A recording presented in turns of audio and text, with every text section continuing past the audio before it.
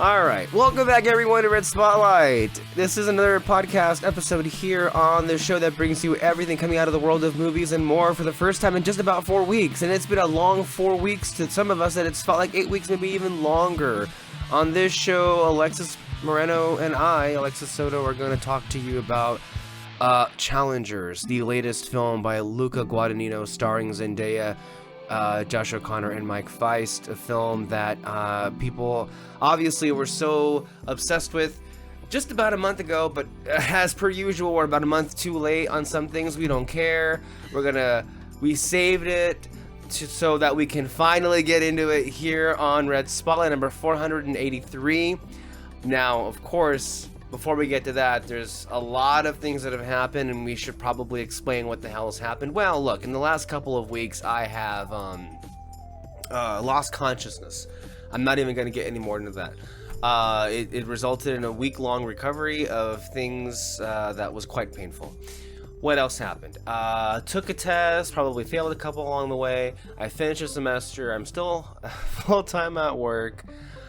Got sick by the circumstances at work that, they are. So, a wonderful cough every now and then that has still to recede. A kind of bug bite here. Oh, a couple of mosquito bites all around my ankles. I went to the beach over the weekend. I did not get sunburn, but I did get stung by a jellyfish for the first time in my life. It is the absolute worst.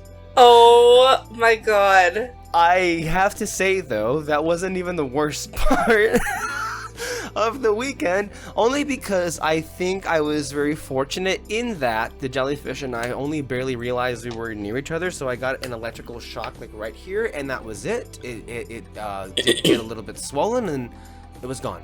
Mine wrapped around my leg. Oh god, that's a different experience. I did not have excruciating pain. It was just it was as if somebody like shocked me and that was it. Ugh. So I got off very easy. Yeah. You had one wrapped around your leg? Like it did like this type of movement, and like yeah, it was. No wonder you hate the ocean. Yeah. Yeah. Okay. Well, what did you do? I screamed and ran and did every motion I could because I was in pain, and I cried, and the place that we were staying at, it was like walking distance. What? Did somebody walk in? Yeah, don't worry. He's gone. Oh, that scared me. I didn't like notice it until I saw like the glare. Anyways, so the place that we were staying at was like walking distance to the beach. Like you open the back door and like the beach is right there.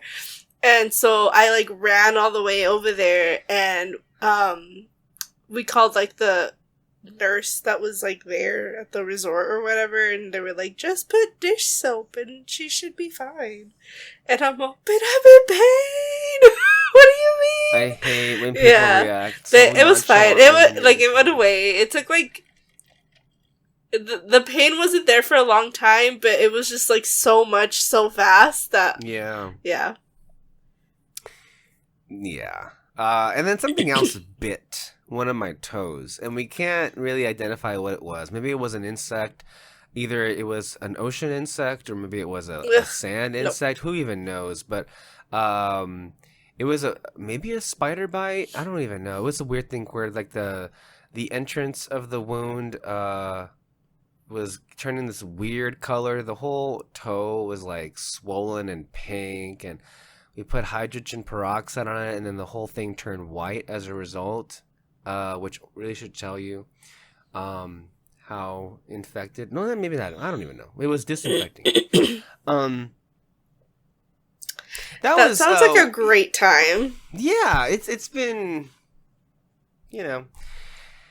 it's just another chapter of my life and completely in shambles and falling apart, as Peter would say. But yeah, in the last couple of weeks, I had not had the time to really see too many movies. I will say, full disclosure, I was able to see Challengers 3 times, the third of which was particularly infuriating, for which I will share later on in the show. Peter did watch Challengers with me, and he really, really liked it, and we'll get into it when we talk about the movie. I was also able to see the new Kingdom of the Planet of the Apes. I believe you also saw that film as well. And in the time since, I've actually been doing...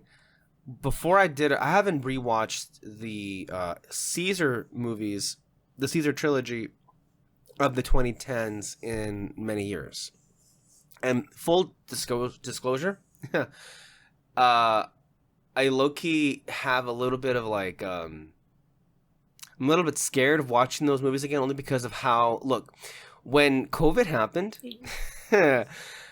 look, pandemics leave scars, people. Let's just be real about that. And when COVID happened, Planet of the Apes, at least the 2011 movie and the 2014 movie, were one of the things that I had in my mind where it was like, this feels like, you know how people were saying like this feels exactly out of the movie. I've seen this before, and this does not end well. And I was just like, so I haven't seen those movies in a long time, and I can't say COVID helped that at all. But before I did that, I went and for the first time ever watched all of the old ones, which I never had. So in the last 2 weekends, I actually just finished watching the 5th of the original first 5 movies. And it is a really interesting franchise, especially because it took a lot of risks, and how every movie kind of refused to be the same thing that the previous one was, which is something that we're not very much used to these days, where everything has to be so tied directly and feel and mandated to feel the same as what came before the fact. But it's a really interesting movie, a movie franchise that I think is kind of really its own thing. As I think many people were aware of that when the new movies came out, they were very much a rebooted version of it. Yeah, they're not necessarily alike. They're similar, but they're very. It's a very interesting experience, and I have to say that I've been enjoying myself thoroughly with those movies, and I do hope to discuss that at length with Peter. He should be available fairly soon as well. He has seen all the Planet of the Apes movies, and so I'm hoping to do a big episode with him where we go through the whole deep dive on that franchise. So there is that. As far as movie news is concerned, there have been some things that have come in and out. I was just you shared the news over the weekend. I was a ways, off the grid. As far as major passings, Richard Sherman passed away at the age of 95 years. Of course, the Richard Sherman, living legend. Well, maybe not anymore, but he used to be a living legend. That came off a lot more condescending and a really insulting manner than I think I anticipated. But the point is, when he was among the living, he was, a big fucking deal. One of the final connections to Walt Disney. And I think it's practically fitting that we're losing the final connections to him these last couple of years, only because the further dystopian our reality becomes, Disney plays a big part of that. And, the corporation that exists today is a far cry for what, not that Walt himself wasn't the union buster, or, he had his own things that he would love to crush and squeeze, and, in his own biases and his own, sexist, I'm sure, implementations that he would have. But because, the 1950s weren't great. I mean, they just, that whole, let's go back to the 50s. Let's not ever do that. But the movie business, which Disney is a big part of, is just fumbling over itself. The last month, a lot of us have been too busy to really keep up with too many of the films that have come out. We really wanted to see Civil War. We didn't get a chance to, but it is available already on digital, I believe. So at some point we will have a review on that. I know the Ryan Gosling and Emily Blunt film. I had such high hopes for it, but I didn't get a chance to go see it. And it was only there like 2 seconds. But that's the thing, is it got so swallowed You know which one up. I was like so mad at? Because I've also just been like busy and stuff. I was gone for 2 weeks. You were out of the country. I was out of the country. Dang, hold on, what's it called? Monkey Man? That's not what it's called. I forgot that even existed. But that was also on my radar as well. It came out when, like, as soon as I left. When I came back, it was gone. Yeah, that's a problem. That's, it's just one of these things where we're just trying to learn to live with it, right? Like us movie fans, you know, I think have been particularly victimized by COVID in many ways. You know, it's not enough that Best Buy and Target pull out completely of physical media and Walmart is all that's left. It's not enough that now, you know, good luck if your title even gets released at all, but also pray if you get even a 4K release. Challengers will not be getting a 4K release, and that is unbelievably upsetting because it very much deserves that. But we're living in an era now where, you know, 2023 was, I think, a rather amazing year for different kinds of film having amazing mainstream success. And then when we get to this year, Dune had an amazing splash, but then everything else that came after, it's either it's a game of having way too high expectations. At the same time, a continuing trend happens to be way too high of budgets. But I think The Fall Guy, to an extent, Challengers, although Challengers I think was far more successful than people would think. Look, here's the thing. Movies like Challengers and The Fall Guy are being treated as if they're Marvel movies and they're expected to perform as if they were on opening weekends, which is stupid. Movies like The Fall Guy and Challengers do not make the majority of their money on their opening weekend, unlike Marvel movies, which they very much do. But the whole media landscape, you know, that perpetuates this whole box office mentality is just so desperate for things to go back to some kind of normalcy, and so they're creating this kind of echo chamber where films can't have a chance to succeed. And so what do the studios do?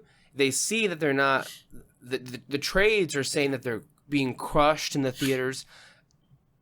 You know, a large segment of the audience just isn't interested in them. And so within 2 weeks, maybe they're still playing in the theater, but they mostly have moved on to being on digital.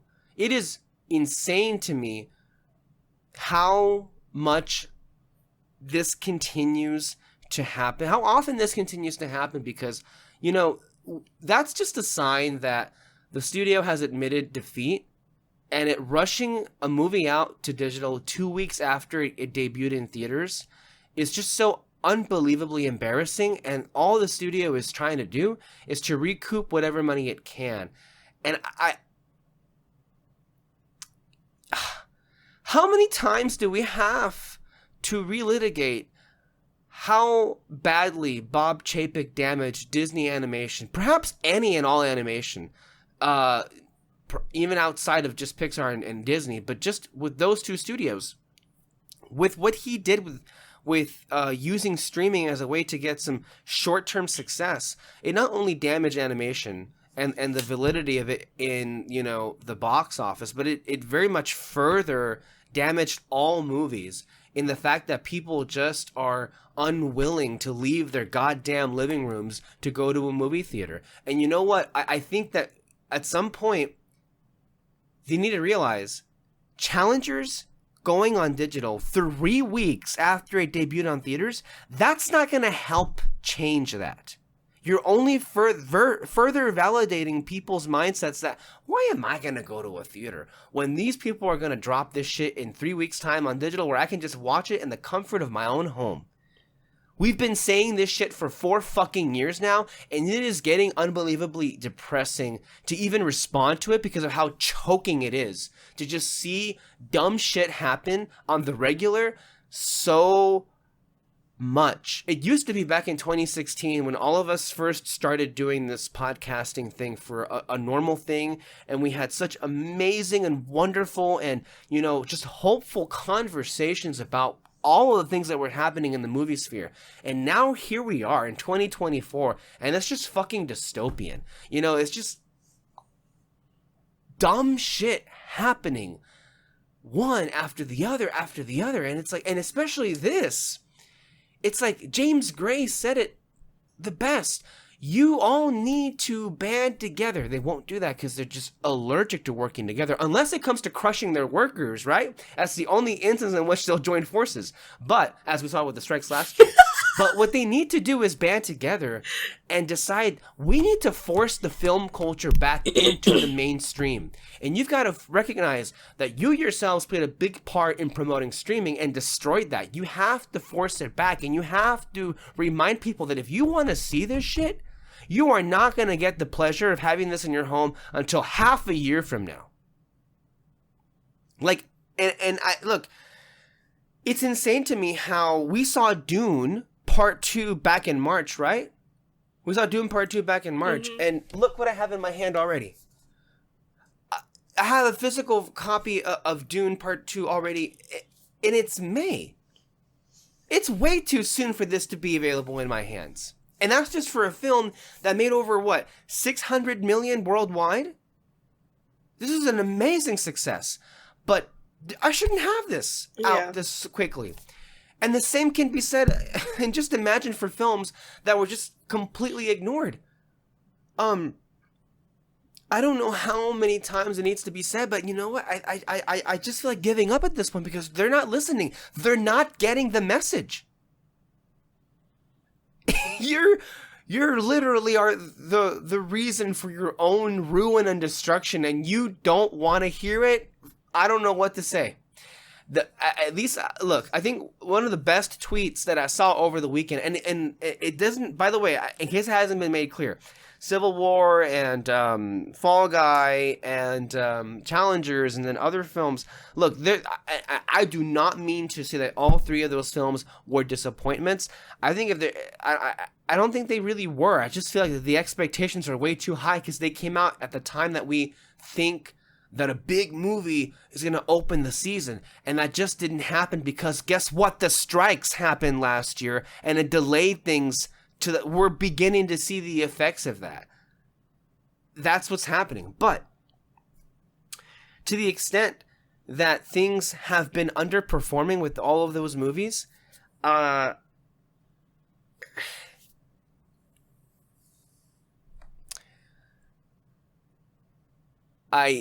just feel so unbelievably bad that they're getting a bad rap. But on the bright side, like one of the best tweets that I saw over the weekend, as I was mentioning, Furiosa also, which is a film that we've all been wanting to see. We haven't had the chance to see, but it didn't open like a fucking Marvel movie. And so what's happening? People are like, what went wrong?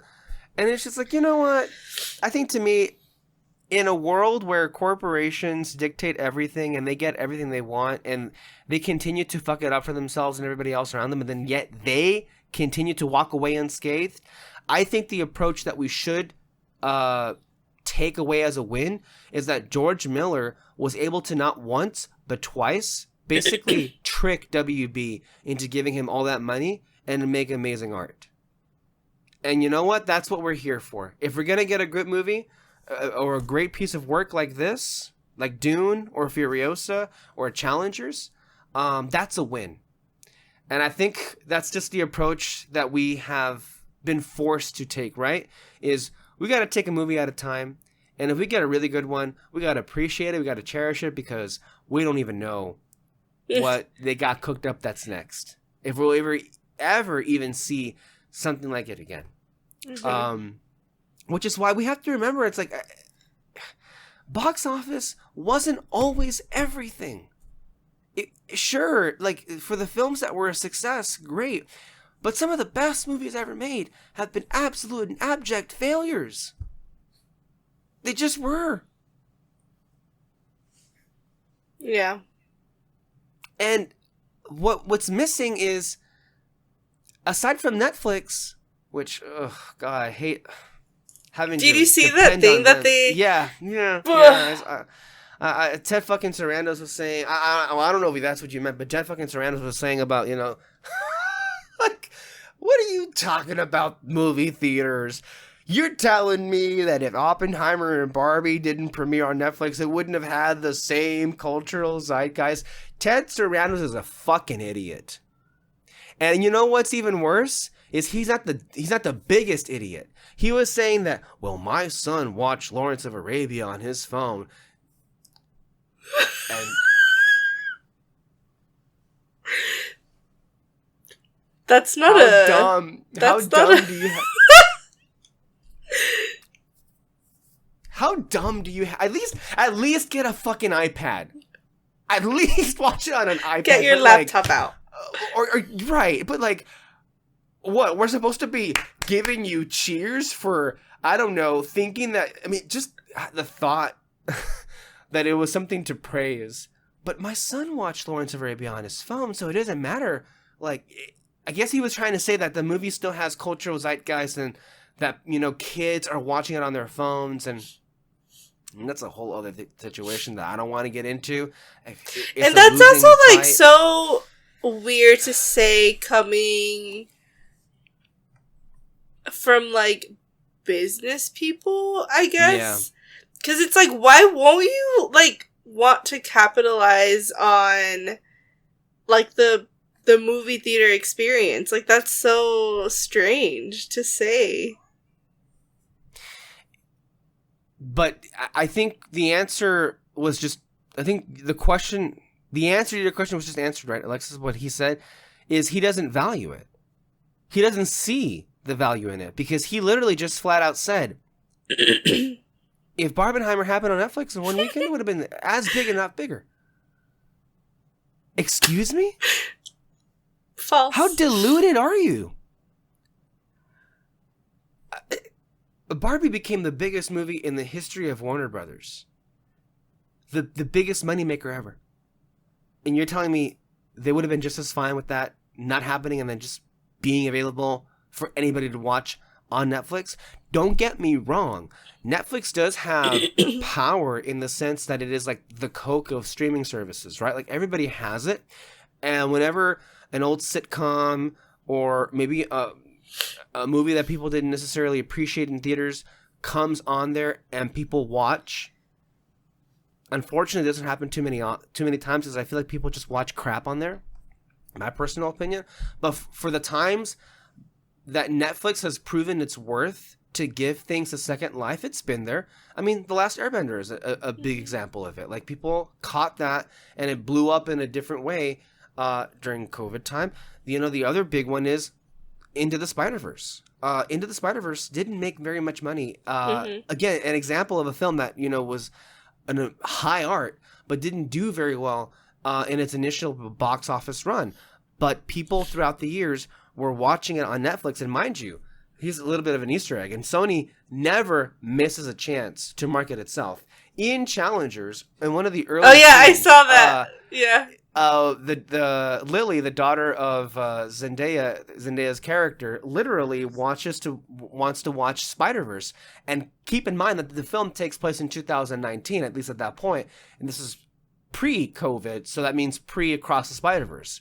So I wonder where they're going to be watching. I mean, she grabs a fucking tablet and she hands it off, and it's like, they're going to go on Netflix to watch Into the Spider-Verse. But that, Ted Sarandos isn't entirely wrong. There is cachet to Netflix. Like, it can breathe new life into things that had not been previously.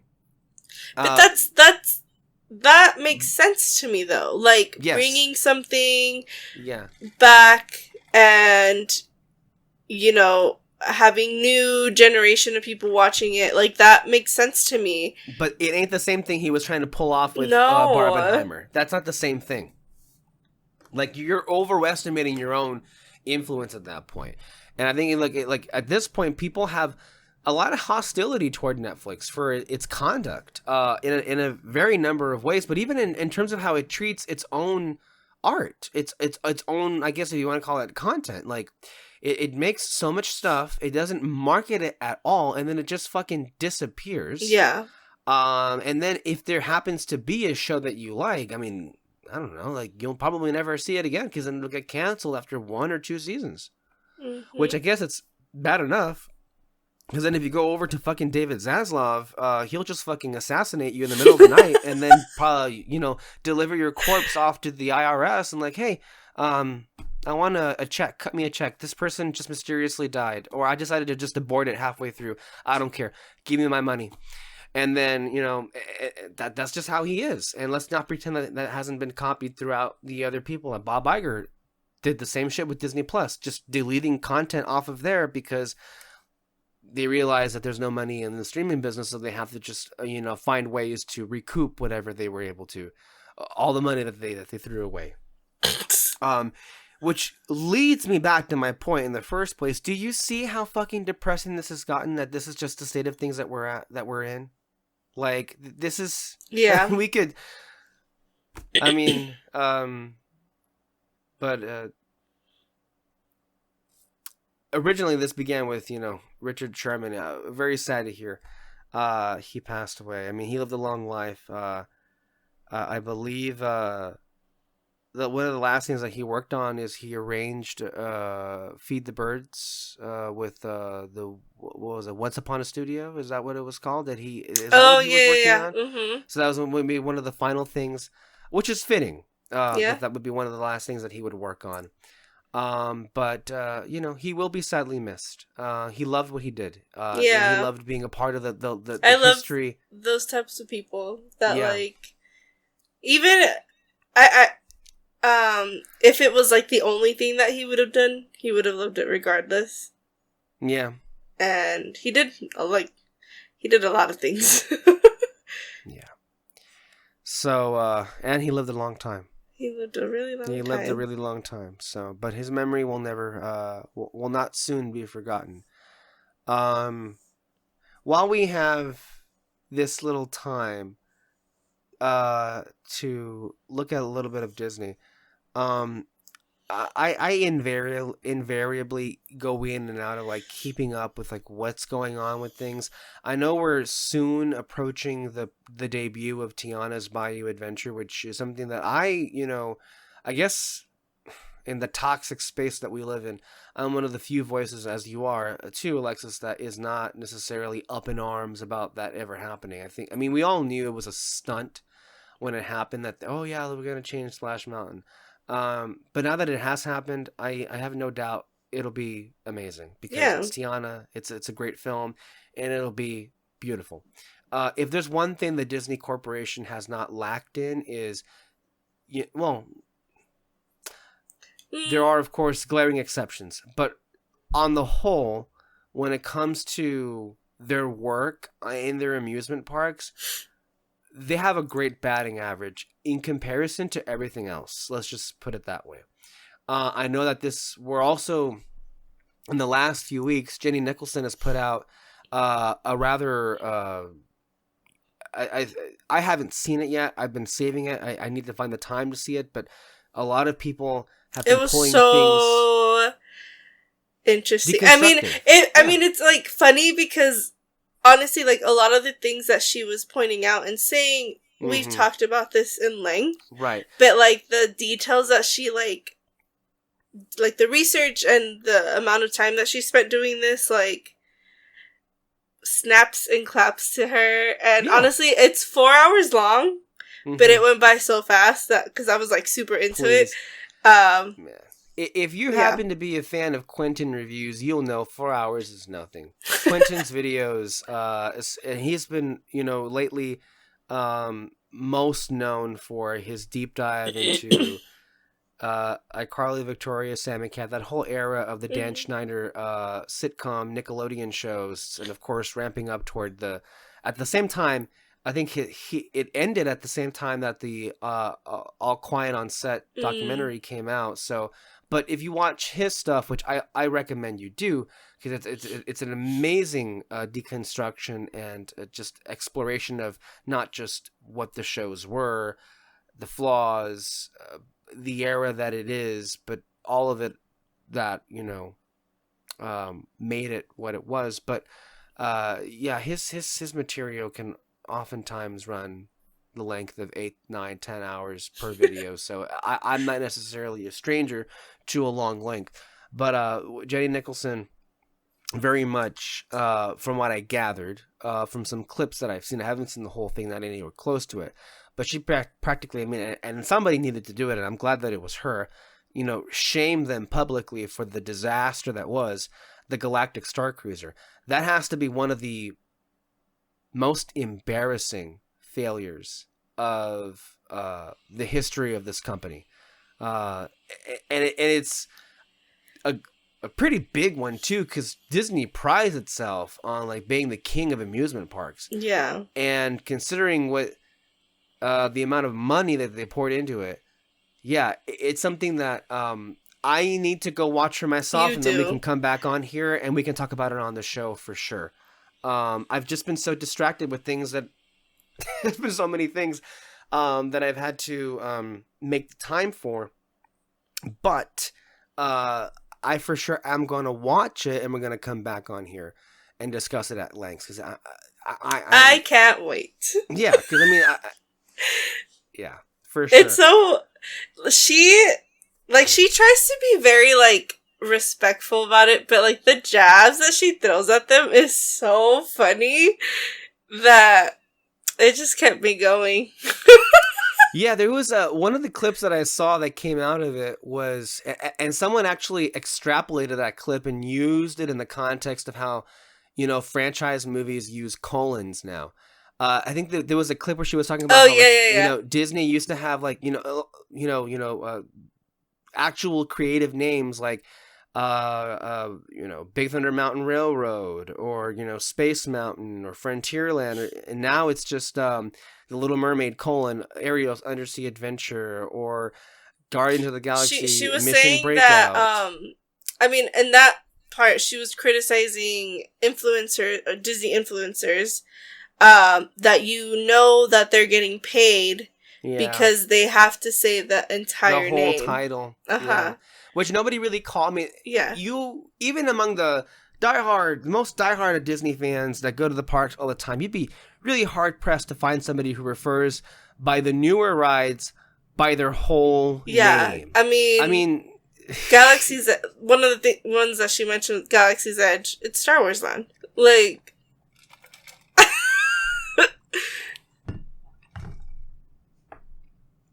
so there's that.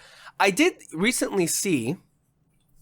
I know it's been a couple of months now, but that they, I didn't care to see San Fran Tokyo. Is that what's it called? yeah, that was always going to be what it was going to be. It was like, whatever. I was more interested in, not that I had high expectations, of what they would do to the new, what was it called? Was it called Paradise Pier Hotel? Well, yes. What was the hotel? Now it's the Pixar place, or Pixar Pier Hotel? Have you seen any of the images that came out? The Pixar Hotel. Yeah, it's now a Pixar Hotel. Have you seen stuff that came out? I actually haven't. I just watched a whole video, and I was actually pleasantly surprised with how, like, much better of a hotel it is. Like, completely across the board. Like, the theming. Yeah. Well, because I think they stuck with the theme of, like, what? Pixar Pier. Yeah. Which, I mean, it just kind of fell out of place now. I don't even, you know what? That's a whole debate. I don't even care. Just make it good. Yeah. Whatever you have, make it good. And they had some really nice touches, I should say. And I even was seeing that they had a new Pixar parade. at DC. Oh yeah, it's the Pixar. What's it called? They brought it back. They did it like years ago. The Pixar Play Parade? No. It's like they're doing it throughout the summer. Yeah. What is it called? But it had floats to Turning Red and Luca, which was like... Yes. Yeah, I love that's those. like my favorite parade.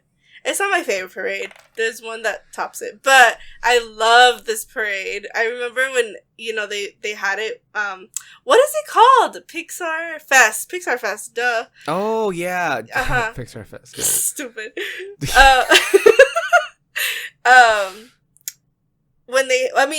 that one used to be at California Adventure. So they had it then, and then they did Pixar Fest a few years ago, and they brought it back, and I love it. It's so cute, and the music is A1. Yeah. So you know what? There've been some things that have been happening in the parks that continue to be, I think, their own version of success. But then when you get to guest relations, things completely crumble, as you can imagine. So those are some things that we've been, keeping our ears closely and our eyes closely to. And when we see anything more, we'll come back and we'll talk about them because, we do invariably like to talk about the theme park aspect of things. Unfortunately, the podcast that we had for that no longer seems to exist. So we just have to find time for it whenever we can on here. So there's that.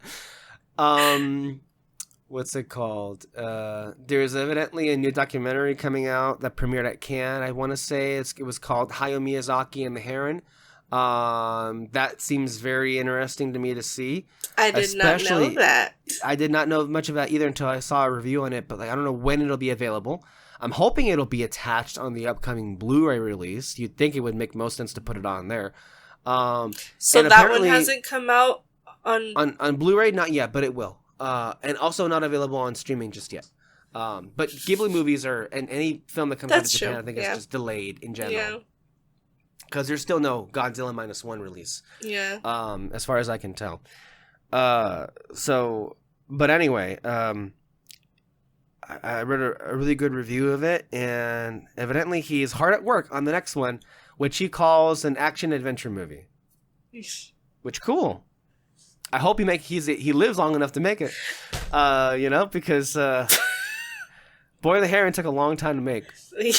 Now, to be fair, things got in the way. At one point, it was supposed to be a very different movie because one of his longtime collaborators passed away in the middle of it, and that caused him to rework a lot of things. But I think The Boy and the Heron holds the record for the most expensive animated movie made in Japan because of how long it took him. But pre-production began in 2018. Dang. It was released last year in 2023. Now that being said, it was a box office smash in Japan and here in the States and around the world, and it won his second Academy Award. So I think all things considered, pretty fucking successful, Worth it. Yeah. So don't bet against Miyazaki.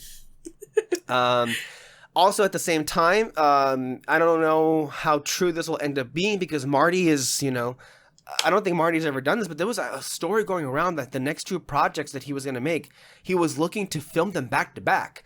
And that's insane to me. Like, no one does back-to-back shoots unless you're a big franchise, studio. But, the projects that he's been talking about has been the Jesus movie, which I'm not sure what that's going to concentrate on, but I think like he feels, he comes from a background of faith, but I really vibe with him because he understands very much the nature of the institution that controls faith and how that is largely losing appeal. And he really does feel, but he sees the corruption. Mm-hmm. He obviously, look at his damn movies. He sees the corruption everywhere, all over the place. I don't know what it's going necessarily. I guess it's going to be about Jesus. He's already made a movie about Jesus with Willem Dafoe playing the character back in 1988 in The Last Temptation of Christ. I'm not sure what connection that's going to have to that, but that I believe is the very next thing. In addition to the Frank Sinatra movie that he has really also been wanting to make for decades now, Now I don't know how. I mean, he's evidently they're going again. They're trying to get it again with Leo and others attached to it, but the estate and the people who control the estate need to give way to Marty. I guess give fealty to him, and I hope they do, because I think both of those films, honestly, any movie Marty makes is going to be an event. But those specifically feel like, alongside with Flower Moon, he's wrapping it up. So he's trying to get these last couple of ones before he unfortunately has to leave us, only because of the nature of his age. He's 81, I believe. He's not going to be around for the next 30 years, so he's trying to get these things quickly, as is Steven Spielberg, who is not 80 yet, but he's moving like a freight train. He already scheduled his next film, but what's unusual in this release date is that lately, in his like Papa Spielberg era, like his movies have come out November, December. Yeah. Not anymore. This one, the only exception was, I believe, Ready Player One, because, well, duh.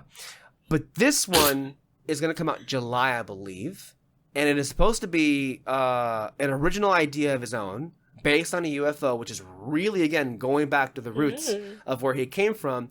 And it's going to be written by David Koepp, who wrote films for him like War of the Worlds and the original Jurassic Park. So it's an interesting reunion of sorts as well. So it's going to have a sci-fi element to it, of course. And I know he's a really big fan of Denis Villeneuve's work. I mean, he's close friends with Denis Villeneuve. Like he loves Arrival and the Dune movies. And I'm just wondering how that's going to influence, whatever this movie is going to be. Yeah. But just exciting projects that are off on the horizon, which I think we desperately need to keep us engaged in this space that can be so depressing. I haven't even mentioned the Knives Out stuff. That casting that's already happening. Can you remind me, though, it hasn't stuck with me just yet, but what's the title for the third one? It was already confirmed, something, right? Man. It's gonna be Death of Man? No. Hold on. Death of Man. I do wish, instead of it being, colon a Knives Out mystery, it was colon a Benoit Blanc mystery. Like that just fits so much better. But Daniel Craig is going to come back, obviously, for sure. I forget what we're up to now, but Glenn Close was just confirmed is going to be in the film, which is interesting. I don't know if there were are there also other rumored ones, or do we only have confirmed? I think the rumored ones that I know are Paul Mescal and Lindsay Lohan. Ooh. Really? Yeah. Lindsay Lohan hasn't been confirmed. Okay. Andrew Scott has been confirmed. Josh O'Connor. Yes. Ooh, yeah. I think it's... Oh, man. Kaylee Spaney? Is that how you say it? Yeah. Let me see. I still haven't found out the name. Glenn Close was confirmed today, I believe, right? Oh, Tom Hardy is rumored as well. Ooh, okay. What is the name? Everybody's just saying Knives Out 3. I mean, it's fine. We'll just call it Knives Out 3. It doesn't matter. But I believe it's shooting for a 2025 release date, correct? I assume so, if they're barely announcing. Before we finish this, we should discuss that Superman image that came out. That also got lost. Wake Up Dead Man. We took off. Wake Up Dead Man. Okay. Here.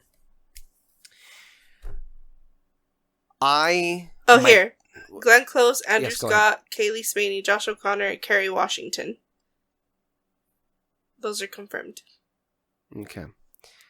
Look, there are certain individuals in this business whose track record you have to accept and you cannot deny, and that you will learn to trust.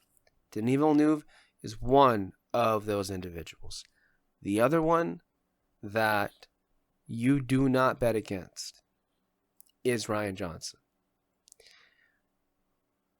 the casting on these films has been nothing short of spectacular.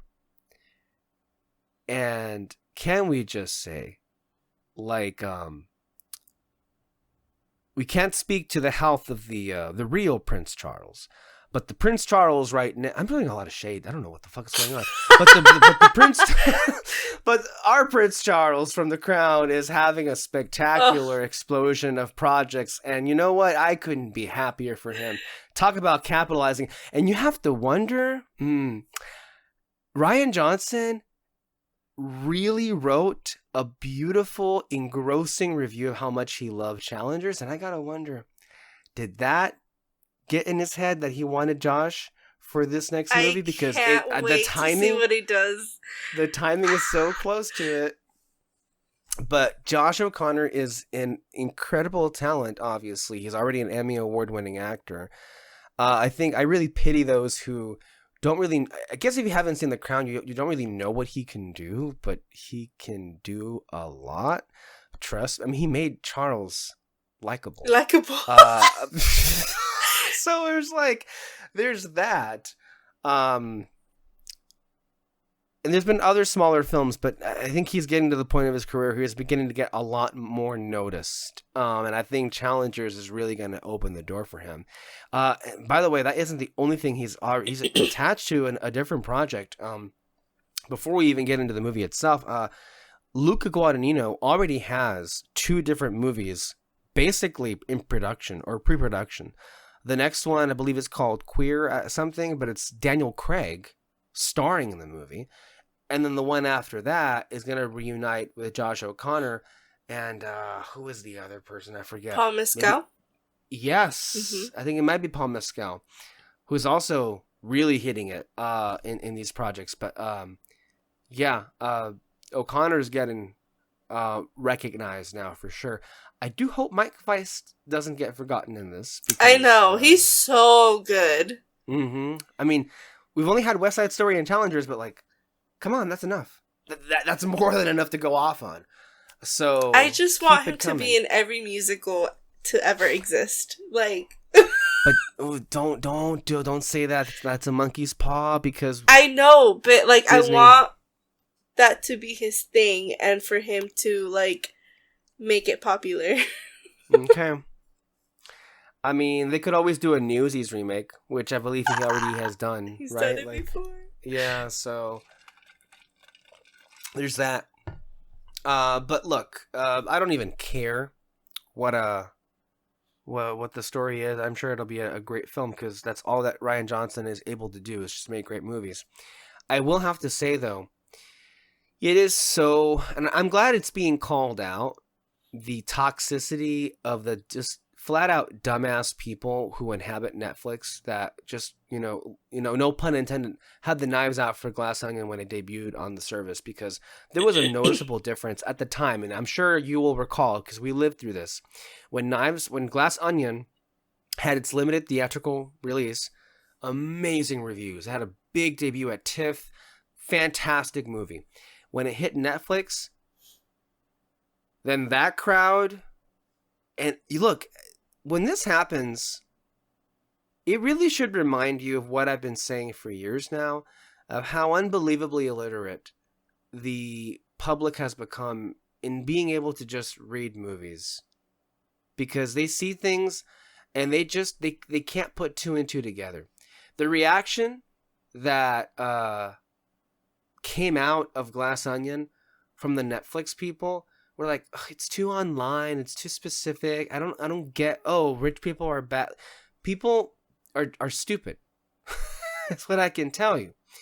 The same kind of stupid that happened years ago when an incredible movie called Marriage Story, which featured a barn burner of an acting performance, but a scene specifically with Scarlett Johansson and Adam Driver where they were literally performing something truly for the ages in exchange, when they were just blowing up at each other. One of the most palpable acting performances I've ever witnessed. And how was that reacted, or how was that treated from the Netflix crowd? They were laughed at. They were like, this is over the top. I don't buy this. Look, I'm happy that a lot of people went to go out and saw The Phantom Menace recently in theaters, but I worry that we're losing ourselves in this this culture that is just beginning to read bad movies as good and good movies as bad. That's the state at which that it concerns me. But on the other hand, you have movies like Barbie, which is objectively really good and people loved, and that continues to surprise me because, you know, we're so used to seeing great pieces of art come out and they're just trashed. Mm-hmm. And Challengers, I think people really enjoyed, and I gotta say, as we transition into talking about the film soon, I know I've been teasing it, but we will get there. But it is far less mainstream than I would have anticipated. Because it is very much accessible to a mainstream audience, but it goes and does things that I don't think are necessarily in their wheelhouse. Mm-hmm. I mean, the whole idea of it being a throuple movie, mm-hmm. I think is just so against the normie family values society that we live in, that people went out and saw it and perhaps got something out of it is really encouraging.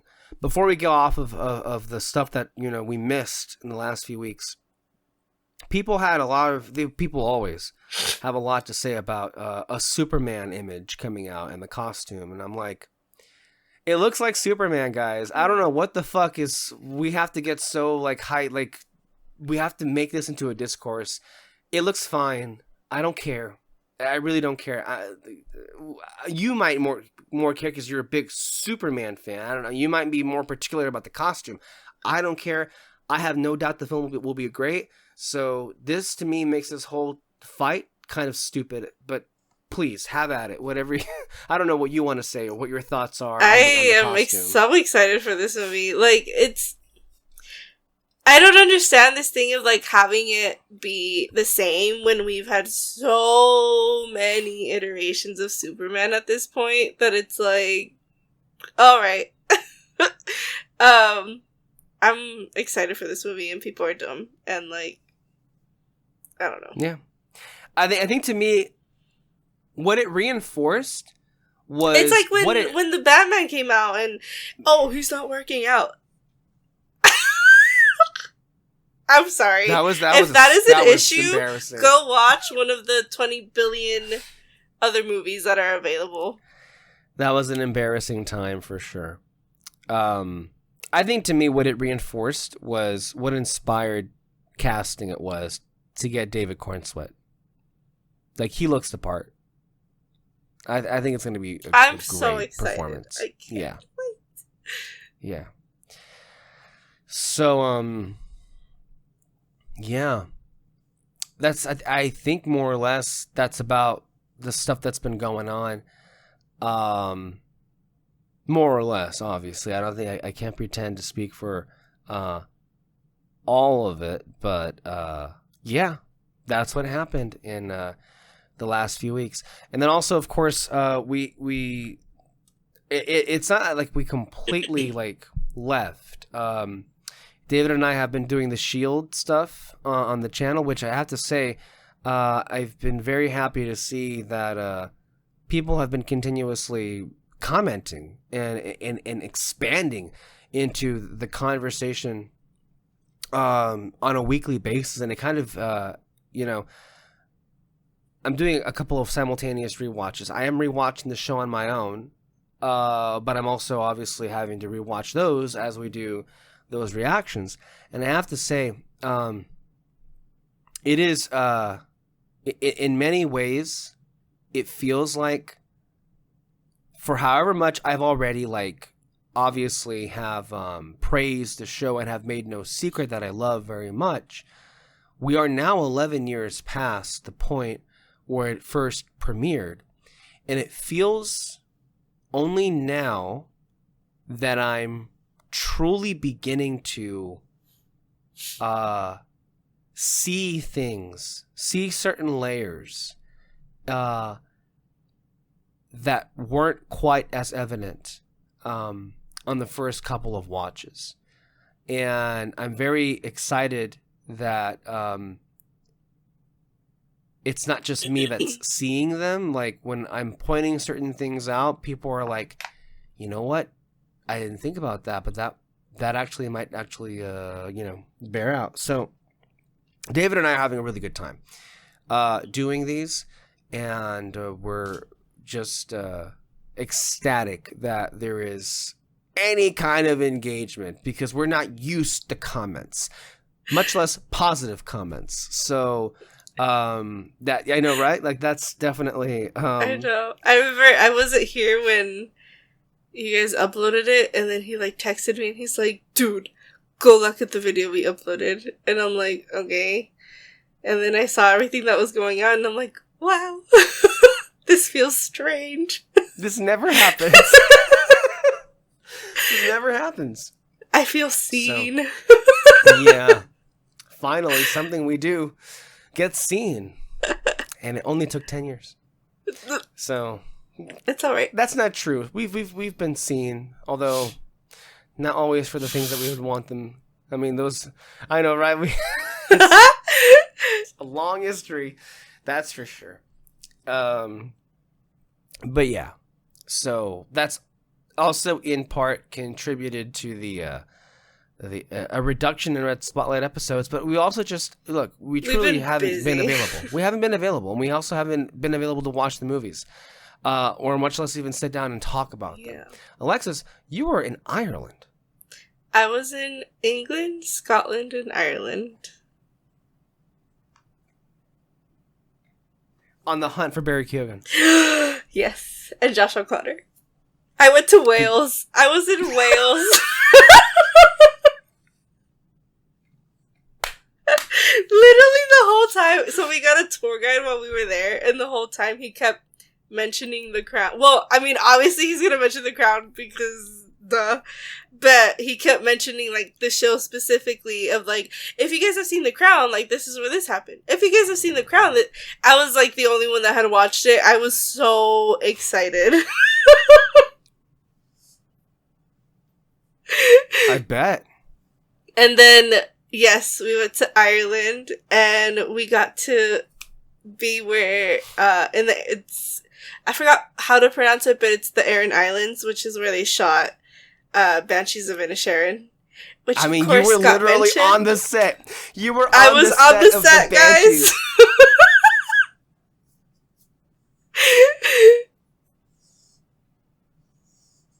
What an incredible experience. That was, honestly, I mean, there's a lot. Like, I loved everything of it, but the island specifically, because it was on the last day, it was like, you know, everything that we had seen and done in the last 2 weeks before that was just like, you know, it was very, like, fast-paced, everything.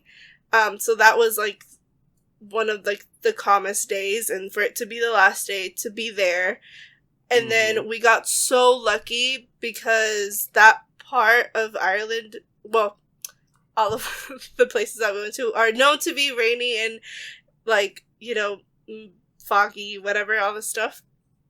But that last day we got sun the entire day, and it looked beautiful. Everybody on there was like, you guys got really lucky that you guys got here on this day, and it looks this amazing.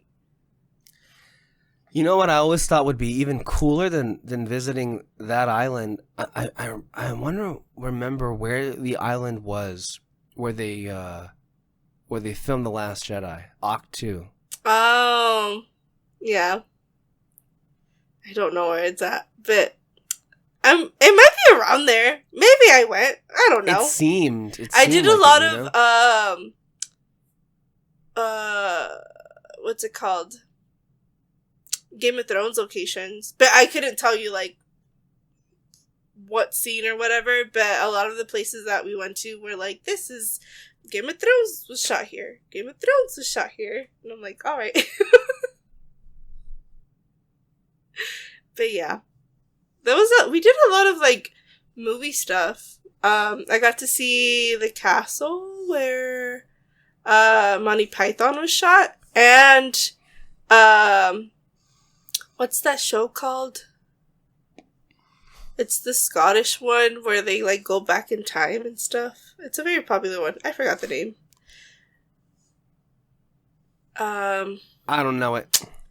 I feel like people might be mad at us. I can't remember, but it's like a very popular show about Scottish people, I believe. I don't watch it, so. And then what else did we do? Well, we went to Belfast, which, fun fact, I did not know was where the Titanic was built. And where Neither did I. Yeah, I had no idea. Actually, that was in our itinerary, like to go to a Titanic museum. And then a few months before, they called us and were like, "Hey, wait, we can say it again." Wait, Titanic Museum? Yeah. I heard satanic. I'm just kidding. A few months before we left, they messaged us and they said, "Hey, we can't do the museum on this day. Can we move it to this day?" And I didn't even realize that we were doing that. And we were like, "What the heck? Why are we going to the Titanic museum?" And then it was in Belfast. I thought they left from England. I don't know why. I mean, we watched the movie and no, in the movie they leave from everything is accurate. But so for some reason, I thought it was England. But it doesn't look like it. I guess. I don't know. Maybe we just assumed. Yeah, I just assumed it was. And, so, what's it called? So I started asking, what is, the significance? Why is it here specifically? Whatever. And so then we got there. And they were like, "Yeah, this is where it was built. This is where it left from." We were like, "Oh, we're stupid." But that museum was so cool. I cried, the entire time. And they even have, a ride in, the middle of the museum. It's a dune buggy type of thing. But, you go up, it, carries you like a basket. And yeah, it was crazy. I was not expecting that. And then I got separated from my group, so I had to go alone and I got scared. Yeah, it's when you said ride, I'm like, ride? What is yeah. What, no, you sinking? No. I mean the ride is well, because they do talk about the ship sinking and stuff and the events that happened but the way that they do it is I don't know, it's so cool. And so once it starts sinking that, once you get to that area in the museum, they have the Morse code thing playing. Mm-hmm. And that's all you hear, because they kept trying to get the message out. And then in each area they have, each wall that you pass by, when the message got to them. And it, you just get so angry, because it's what the fuck? One of them fell asleep. The closest ship to them fell asleep. And I can't remember how many hours, closer to... God. Yeah, they probably would have been fine. Yeah. And then, you get to the part where they start talking about, the safety issues that they had. They never went through a safety, thing. The Titanic was why that is a thing now when you get onto ships and stuff. Because it just wasn't done. They didn't think about it. They thought, oh, it's unsinkable. It's fine. It's just crazy. You get so angry. You get so sad. There's a family of 11 that were on the ship. They all died. And then they do the statistics of the rich people that survived, and then the poor people that survived, the middle class people that survived, and it's what the hell? Yeah. You go through all the emotions. But it was great. I loved it. I learned so much that I didn't know. It's crazy. even, I mean, I know, like, The Crown, you can't go off of, like, what they say, but, like, you know, when you watch it, at least for me, like, I did, like, the research afterwards, because I wanted to know, like, is this real? Is this not real? What is? And, like, you know, the background, like, whatever. But, like, as far as, like, Scotland and England, I had no idea about anything. Right. So definitely learned a lot, and it was so cool, and I loved it. Yeah. You know, it never occurred to me. It just occurred to me that I don't think you and David ever had the chance to discuss Japan. Yeah. My mom just came back from Japan, at some too. Point. You what? My mom just came back from Japan, too. Wow. Yeah. Your family of globetrotters. I know. Oh, yeah, my mom just came back from Japan. I know. She was Like, actually Peter so... he hates you. I know. My mom actually came back, like, pretty upset because she went with, like, a few of her friends. And, so the first time, I mean, I've been to, like, Mexico and stuff, like, different places in Mexico. But it's, like, different. Like, you've been to Mexico City. You feel like, not that you belong, but it's, like, different when you go to, like, another place that, like, people don't look like you. You know what I mean? Yes. Like, when you go to, at least for us, like, when, or at least how I feel, like, when I go to Mexico, it's like, okay, like, these are, not that they're my people, but, like, I relate to them, and I feel, so when I go to different places, it's, like, a different thing, and obviously, like, Japan was very much, like, what's it called? What's that word? I mean, it was just very different, and, a lot of things that, like, we definitely don't do here. I mean, I think, like, the most prominent one was that they're very quiet, and us as Americans and us as Mexicans, we're not. So, like, when my parents would call us, they would FaceTime us, but they would answer, "Oh my god, how are you guys doing?" I would have to hang up right away and text them, "You guys need to shut up." Like, we're gonna get jumped. So, like, it's things like that. So the first time I went, like, actually, like, abroad somewhere, it was with my mom, and my mom had already had her fair share of traveling, but a lot of it was, like, me having to do everything and learning everything by myself, because she wanted me to learn. Right. So, like, we went to Paris, for example. She wanted me to learn how to navigate, like, the trains and stuff. Because she's like, she doesn't say it like this. She says that, like, you will come back, because I know that you will. But I want you to learn how to do it by yourself. I want you to, like, not have to depend on other people in case something happens, or you get separated if you come back and, like, you're with other people, or learn how to, like, take control of it and, like, soothe other people and, like, be like, it's gonna be fine, like, that's what she wanted me to learn. But also it was, like, these places that I've only seen in movies and books and stuff, and, like, having to learn, like, things that I had no idea about. Like, I just always love it. And so when she went to Japan this last time, she went with a few of her friends, and you know the Hachi movie, right? The one about the dog? Yeah. You know which one I'm talking about. Yeah, Hachi, the movie. Yes. Yeah, I'm like, okay. I'm like, where are you going with this? So, that's, like, a big deal in Japan. Right. So when we went last year, it was the 100th anniversary. So we obviously had to go visit the statue, which we were going to do anyways, but it was just, like, cool that we went during that time. And when we got there, it was, like, there was a whole line to take a picture with this. I remember you mentioning this story. Yeah. Yes. Yeah. Like, it's still a big deal. And then it's also, like, in an area where it's, like, very touristy. I mean, the whole city is touristy, but, like, that specific area. So we were, like, super excited when we went.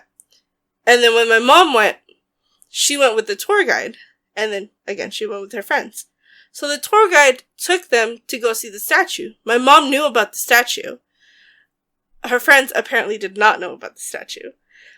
So when they were done with the tour guide and everything, they went, I don't understand why they took us to go see a dog statue.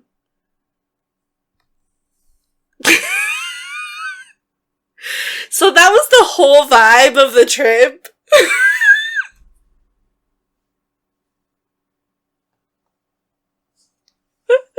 So she came home, not disappointed, because, like, obviously, like, she still was able to experience all these things, and she was so, like, happy to do it. Asia's been, like, on her bucket list for a long time, and this was, I think, the first time she was able to do some of it. But yeah, that, like, I don't know, we had, like, a whole conversation about it, just, like, I don't understand how, like, first of all, to say that when you're with the tour guide, because I don't think they said it after she was gone. I think they said it while she was still there. Like, I don't know. I just find that so disrespectful. You're kidding me. Like, aside from the fact that, like, this person took the time to plan your day, and, like, regardless if it fits their job or not, like, you know, having to accommodate to, like, different types of people and what everybody likes, but also include the culture of the place that you're in, include, like, you know what I mean? Yeah, crazy. Yeah, this is always the drawback of traveling and it just in big groups. And to be fair, because I went in a big group too, but I went with a travel group. Like, I went with one of my friends, and the rest of the people we had never met them before. So we definitely did have those types of people in our group as well, which also just, like, blew my mind each time. And to be fair, like, the tour guide that we had did try to kind of make us feel better, because every time we would mention, like, something about the US or whatever, all of us, I think, would be like, ugh, the US, like, well, you know, like, make those types of comments. And the tour guide really tried to be like, you know what, like, I feel like you guys get a bad rep, like, this and that. She was just, not that she was, like, defending us, but just, like, I don't know, she tried to make us look at it from a different perspective, I guess, and not be so, like, hard on ourselves. Mm-hmm. But then these people would come out and do stuff, and I'd be like, dude, this is this is why people don't like us. But it was interesting. I love, you know, the good and the bad from traveling, because regardless, you learn from the experience, and you see, you know, in situations like this, you learn to kind of be more open, I guess, like, to everything, and try your best to not be that way. Because it's, like, it's not, for what, like, I don't know. No, I feel the same way, and I think I feel the same way in that the more open you become as a person, the more you will be able to grow, the more receptive you will be able to grow as a person. And my wholehearted belief is the kinder you will be, the better human you will be. Yeah. So, you know, I just feel like that's just an overall better thing. So then, moving on from people opening up themselves to new experiences, to people opening them up themselves into other kind of experiences. Let's go on to challengers at long last. Let me just start off by saying the only thing that I can say that I have seen from this filmmaker, Luca Guadagnino, is Call Me By Your Name. I unfortunately have not had the chance to see any of his other works. You, Alexis? I've seen Call Me By Your Name, but I don't know what his other works are, so... Okay, so that should answer our question pretty clearly, right?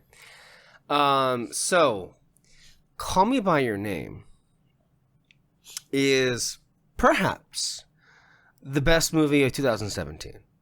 I would argue one of the best films of this century, and I think one of my favorite movies ever. It is a film that I saw and I was just like, this is really good. But it grew higher and higher in estimation because it was a film that was very much just meant to stay with you. I don't want to get into the whole Army Hammer of it. It is what it is. You can't control it. He gave a good performance. And it's not so much about him, but so much as the characters. Remember, this is pretend. This is a story now. So I don't want to hear that part. Because I'm just like, well, what can you do, man? What can you do? It is what it is. He got canceled. He's not around anymore. So for those of you, fine, whatever. We don't gotta acknowledge him. But that film, I truly think gets even better with age. And I just want to say that, I think our dear colleague here, David, deserves a lot of credit. He deserves a lot of credit for I have to say something else once you're done. Okay, he deserves a lot of credit for the work that he has put into the show, and making the show, and I think all of us are very much indebted, and I think very much impressed by the fact that he can do and the editing for this show, the S.H.I.E.L.D. one, Turn the Page, Quest Center. It is unbelievably outstanding, and I think, and then plus whatever audio commentaries we do. So it's, yeah. At the same time, I took it a little bit personally, that on top of the fact that we had already criticized him for ignoring one Luca Guadagnino movie, he then flat out refused to go see the latest Luca Guadagnino movie. And I'm like, and I spoke to him several times face to face about how good this was, and he did not care. No. And I'm like, you try to help people? you try, but sometimes you just, what was the point? So, yeah, I'm a little bit salty about that, but yeah. Alexis? No, that was it. I thought you were going to say that he didn't watch Call Me By Your Name. But yeah, when I kept asking him, let's go watch it. Nah, I'm fine. Nah. When he literally goes and watches, I mean, granted, like, fine, you go and watch movies and, like, that's your fun time.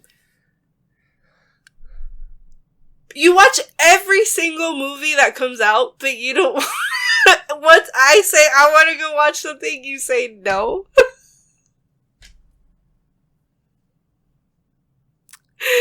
Yeah. And even more the fact that I was talking it up. So it makes me think, like, what the fuck happened here? It's one thing to dismiss you, but to dismiss me? That is true. I mean, that's and I'm not saying that you're easily dismissed, Alexis. I'm just saying that he's your brother. So yeah. But I don't know. I think people had a misconception, because I also spoke with two close friends of mine over the weekend who also see movies frequently, that they saw Civil War and they loved it. I haven't seen that one, but I do want to see it as well. But they skipped this movie. At least the male, this is a couple, the male did not want to go see the film. And I immediately clocked what it was. And I said, there's no sex in the movie. And they were both like, what? Took a step back. Why? And by the way, that itself is kind of a weird reason to not want to go see it. I don't know. I guess because maybe, look, let me just be real. I mean, I guess, like, being, like, in a public setting and seeing that with other people around can be uncomfortable. It's a couple movie, though. It's very obviously a couple movie. I saw this movie with nothing but couples. Like, I don't want to think perhaps it was the look. Let me ask you this question, because it was a genuine I thought it was a no-brainer, but then in my first experience watching this in theater, I saw what looked like to be a family walk in with a little girl. It's not that. It's not It's that. not that. It's not that at all. And when I saw that happen, I immediately became so uncomfortable. I literally asked Peter next to me, "Did you see that?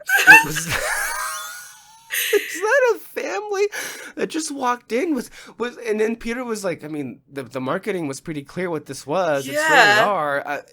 Do you see what I mean when it comes to film illiteracy? Like, if people can't even fucking read what a trailer is communicating to them, much less a goddamn rating, I mean, that's on you. That part's on you. But like, and look, I don't think the film is graphic, but it is very much for a mature audience. Yeah. I mean, a boner is like very much in full view. It's covered, but it gets slapped and you hear it. I mean, you also, you know what you see. I mean, they talk openly about things. So it's like, for you to bring in a little elementary age school girl to see this, I'm so confused, and you know what, the part that really enrages me is just knowing the community that I am from. I am almost sure that wasn't the problem. That would none of those things would have been a problem for her. But the second it got to two males making out completely on screen, I'm just sure there were people who were like, they gotta cover that. Because apparently that's not age appropriate. But everything else in the film was like fair game. And I'm like, so that's why I'm like, this sex in a movie to me is a really only relevant depending on the age of the viewer. And if you are trying to decide for yourself if it's appropriate enough for an audience of a certain age to see. I usually am not the kind of person that says, well, you know what, maybe this is not appropriate.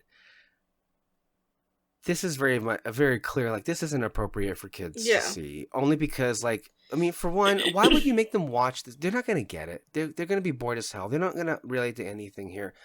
But also, you're going to be exposing them to things that you supposedly claim you're against, and you want to, lord it over other groups of people and deny them their own existence, right?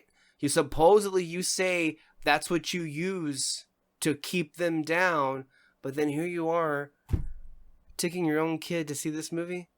I mean, it's laughable, right? I mean, mind you, when Poor Things was playing here, this one middle-aged guy walked in with a fucking baby carriage. Interesting. Do you see that? This is why, look, for as much as I bemoan the fact that people just are repelled by movie theaters, I also can't pretend that I don't on some level understand it. And I also can't pretend that I do enjoy minimal crowds.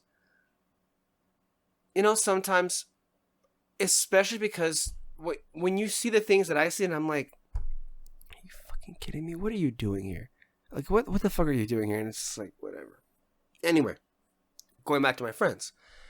Yeah, they were both like surprised that, because I guess they assumed from the trailer it was going to be like a pornographic movie. It's not. I mean, there's no sex in the movie. I mean, there's attempts at sex for sure, repeated attempts, but there's no sex in the movie. It's a sexy movie. It's not the same thing.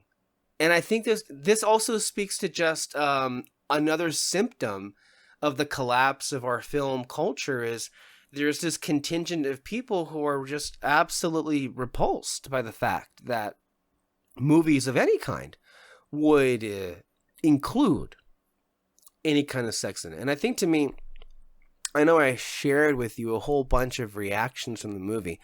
I think the one that really summed it up the best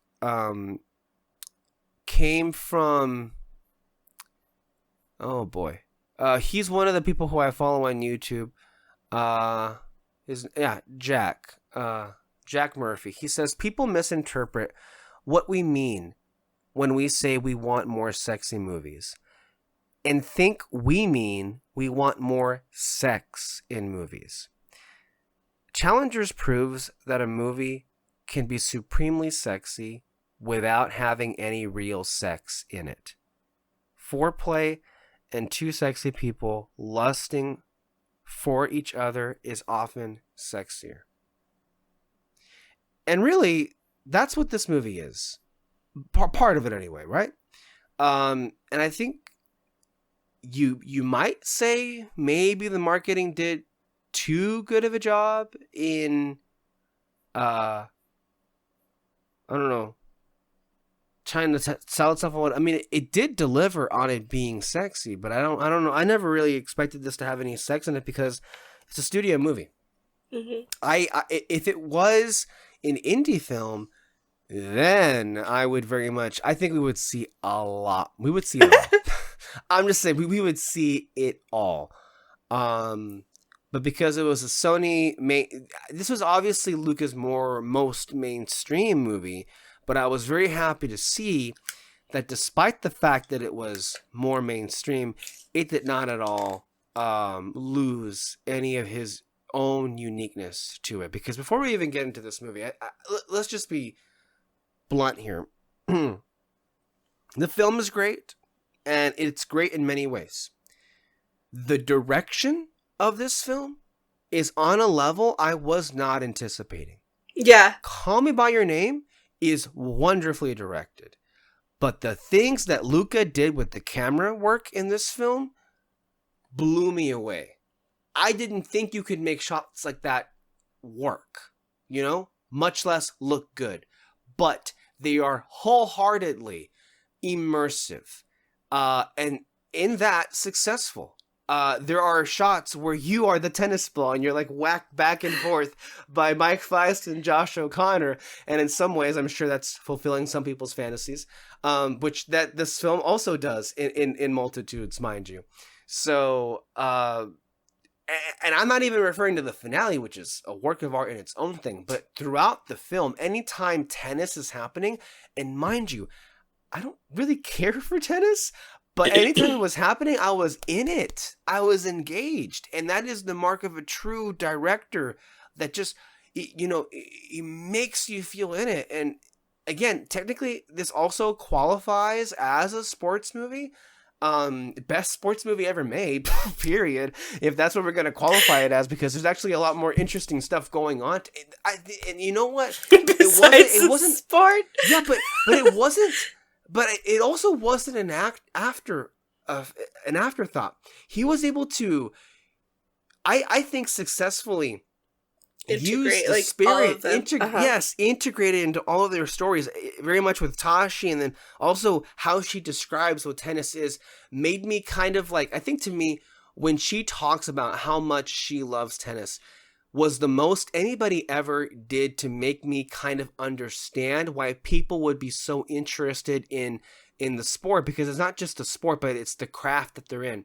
It reminded me a lot of the Fablemans. Mitzi Fableman, the mom, talks about early on in the movie about how her son Sammy was so traumatized by that train in his first movie, and that he wanted to recreate it to get a sense of control over it, and how she in her craft, she's a piano player, she creates her own little world where everything is fine, which is what we all do, really. We don't want to admit it to ourselves, but we all find that for ourselves.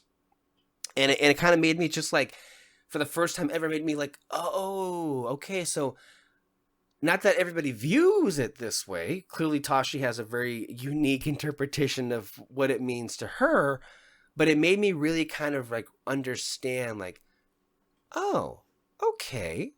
And I love how that was intertwined with everything. And it wasn't just like, yeah, the tennis, whatever, but we're here for the relationship stuff, which delivers for sure, but it's all intertwined, which I think really makes for a perfect movie. It's hard for me to find anything lacking in the movie. I think to me, naturally, there are some things that maybe don't play as well the first time. I will say the music, I loved the first time, but there were moments where I was like, but I think it's more of a getting used to factor, because when I saw it repeatedly, I'm like, this thing is hitting, and we'll get to the music in a minute. Let me just, and also your thoughts. Let me just read this description from, that way people know what we're talking about. Her game, her rule. This is the Letterboxd description. Tennis player turned coach I know, her game, her rules. I love these taglines. Tennis player turned coach Tashi has taken her husband Art and transformed him into a world famous Grand Slam champion. To jolt him out of his recent losing streak, she signs him up for a challenger event close to the lowest level of pro tournament, where he finds himself standing across the net from his former best friend and Tashi's former boyfriend. I'll also add in his former boyfriend too, although he didn't know it the whole time. I'm gonna add that in myself because that's pretty on point there too. So that's our description for challengers. There's so much to say. Just so many aspects to tackle into. I loved this movie. I loved it. And I'm sure you did as well. I know you did as well.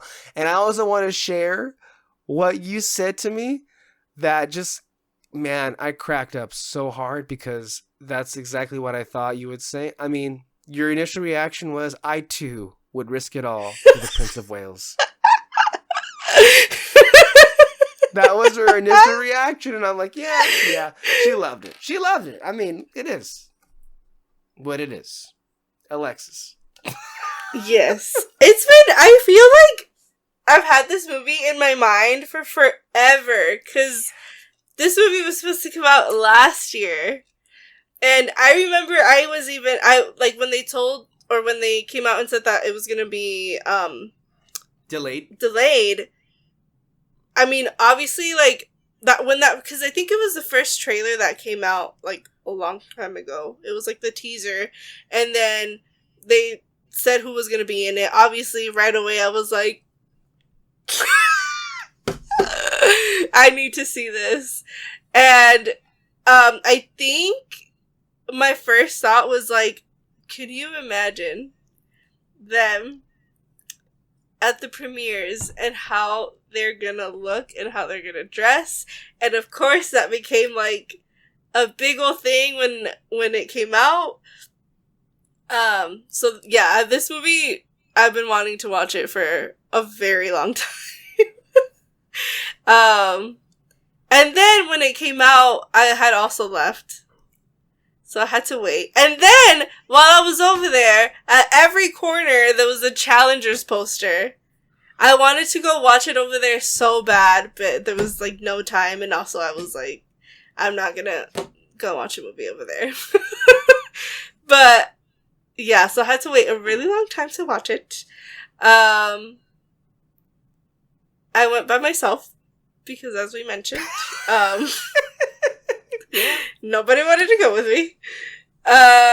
It's a shame you're not, God, if this had come out a few weeks later, at that point, maybe we would have been closer to each other, and I would have driven the 2 hours to go see it with you.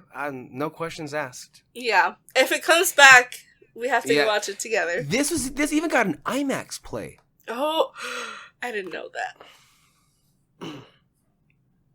Josh O'Connor in IMAX.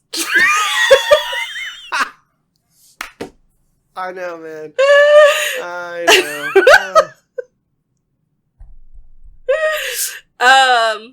But yeah, I loved it. It's so good.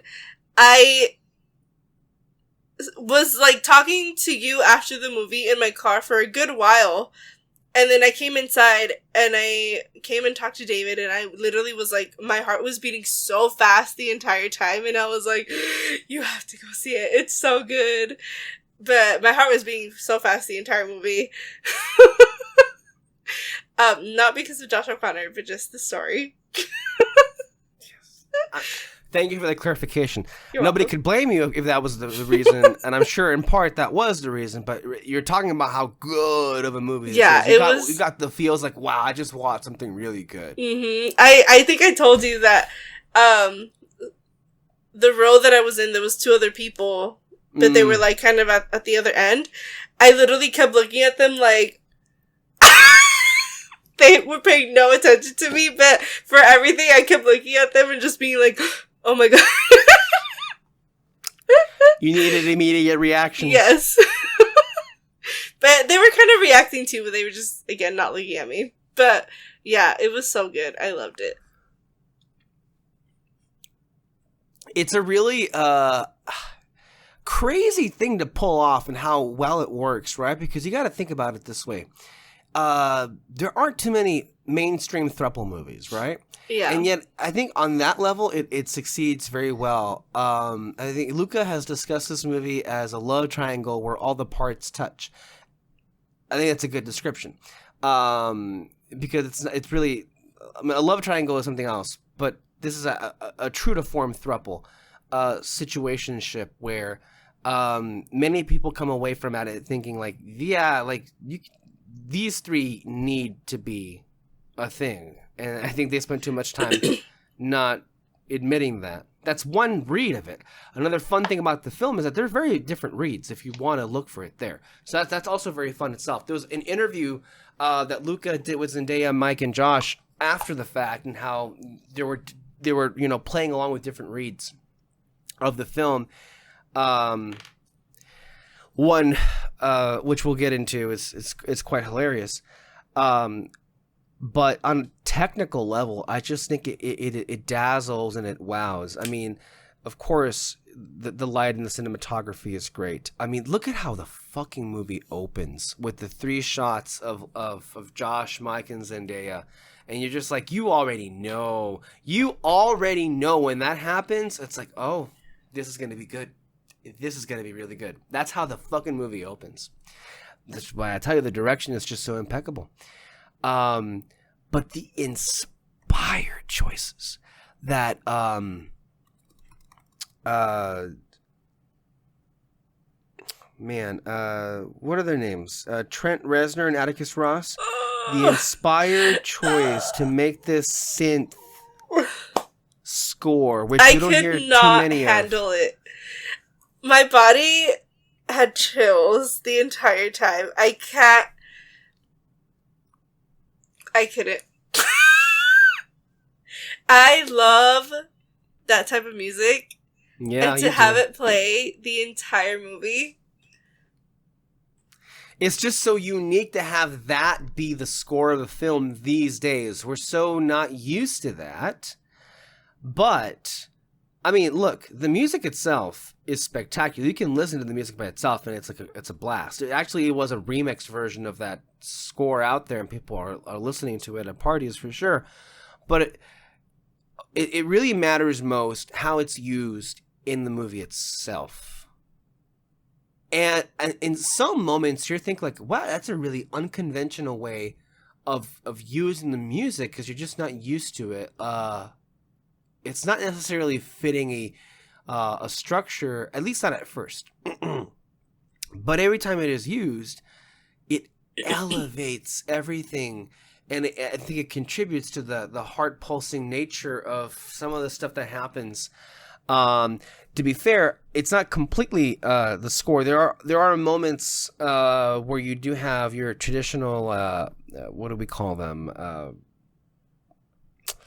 Needle drops, where some licensed music is used.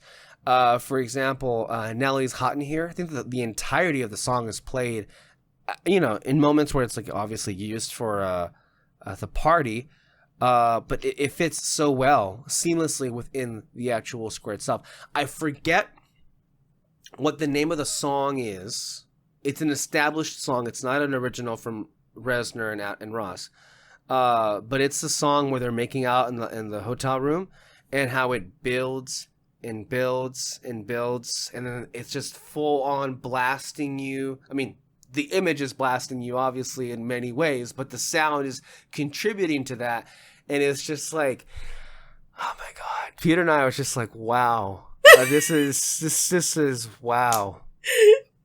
And even that clip that came out of Luca watching that scene himself with just like the raised eyebrow and the smile, and then him pausing like, this is really telling what I like about cinema, and then his Italian accent. And I should, of course, to say nothing of how much the music contributes to the finale. You know? I'll tell you something too. In a way, this feels like a monkey's paw situation, you know? How I appreciate something more through an experience that was quite hideous, but here we are.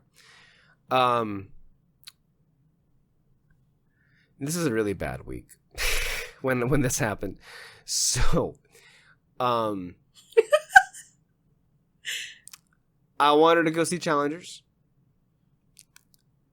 again, and I did, but not really, because something fucked up. And the whole time I could not make up my mind if it was an accidental fuck up or if some bitches were complaining about the damn music being too loud and complain. Because what I saw was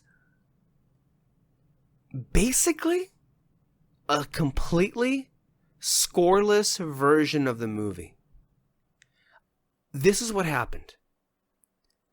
So I thought I went through a wormhole or something, or that Sony remixed something, because the first times you notice the music is early on in the movie when Art and Tashi are in their break room in the first match. And it's that scene where Art is like, which by the way, Art is an interesting character, and Mike Faist, the way he plays it is amazing, because I didn't even realize, but when you go back and watch that movie, he is telling you, without even saying a word, how he feels about all of this. But you just don't notice it at first. But literally, so much is being communicated through just his face and what he's looking at and what he's saying with his eyes.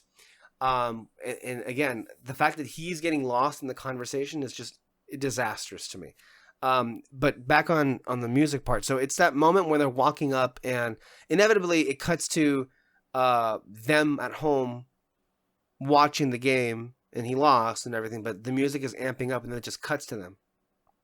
When I was watching it this third time, I'm like, the music wasn't there. And I'm like, what the fuck?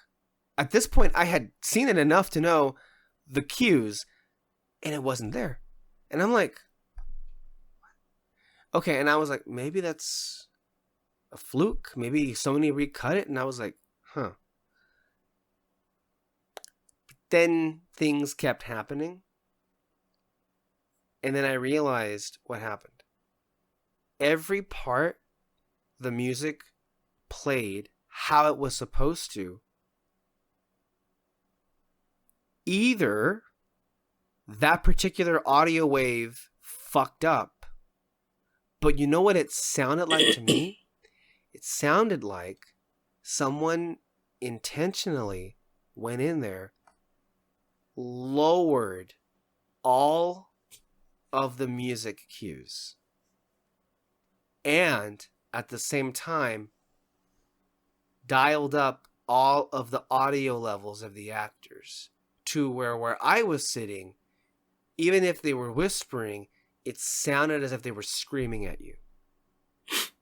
All the while, all the music was drowned out. The only music you could hear, okay, maybe the Nelly song was playing, but it sounded as if it was coming from the next door theater, not like it was coming from the theater itself. I would cry. Because the music, not that it's my favorite part, but it helps to make the movie the special thing that it is. And what that experience did, I'm sorry to say, and I don't use this lightly, it bastardized the experience. It just completely ruined it. And I couldn't believe what I was watching sitting there. And of course, when I tell Peter, he tries to make it my fault. Saying that, well, why didn't you say anything? And that you robbed all these other people of this experience. How the fuck is this my fault? You see how... This is why Peter is just not a person you go with feelings. Because then he'll just make it all about how, well, it's your fault for having them in the first place. Anyway, by the way, I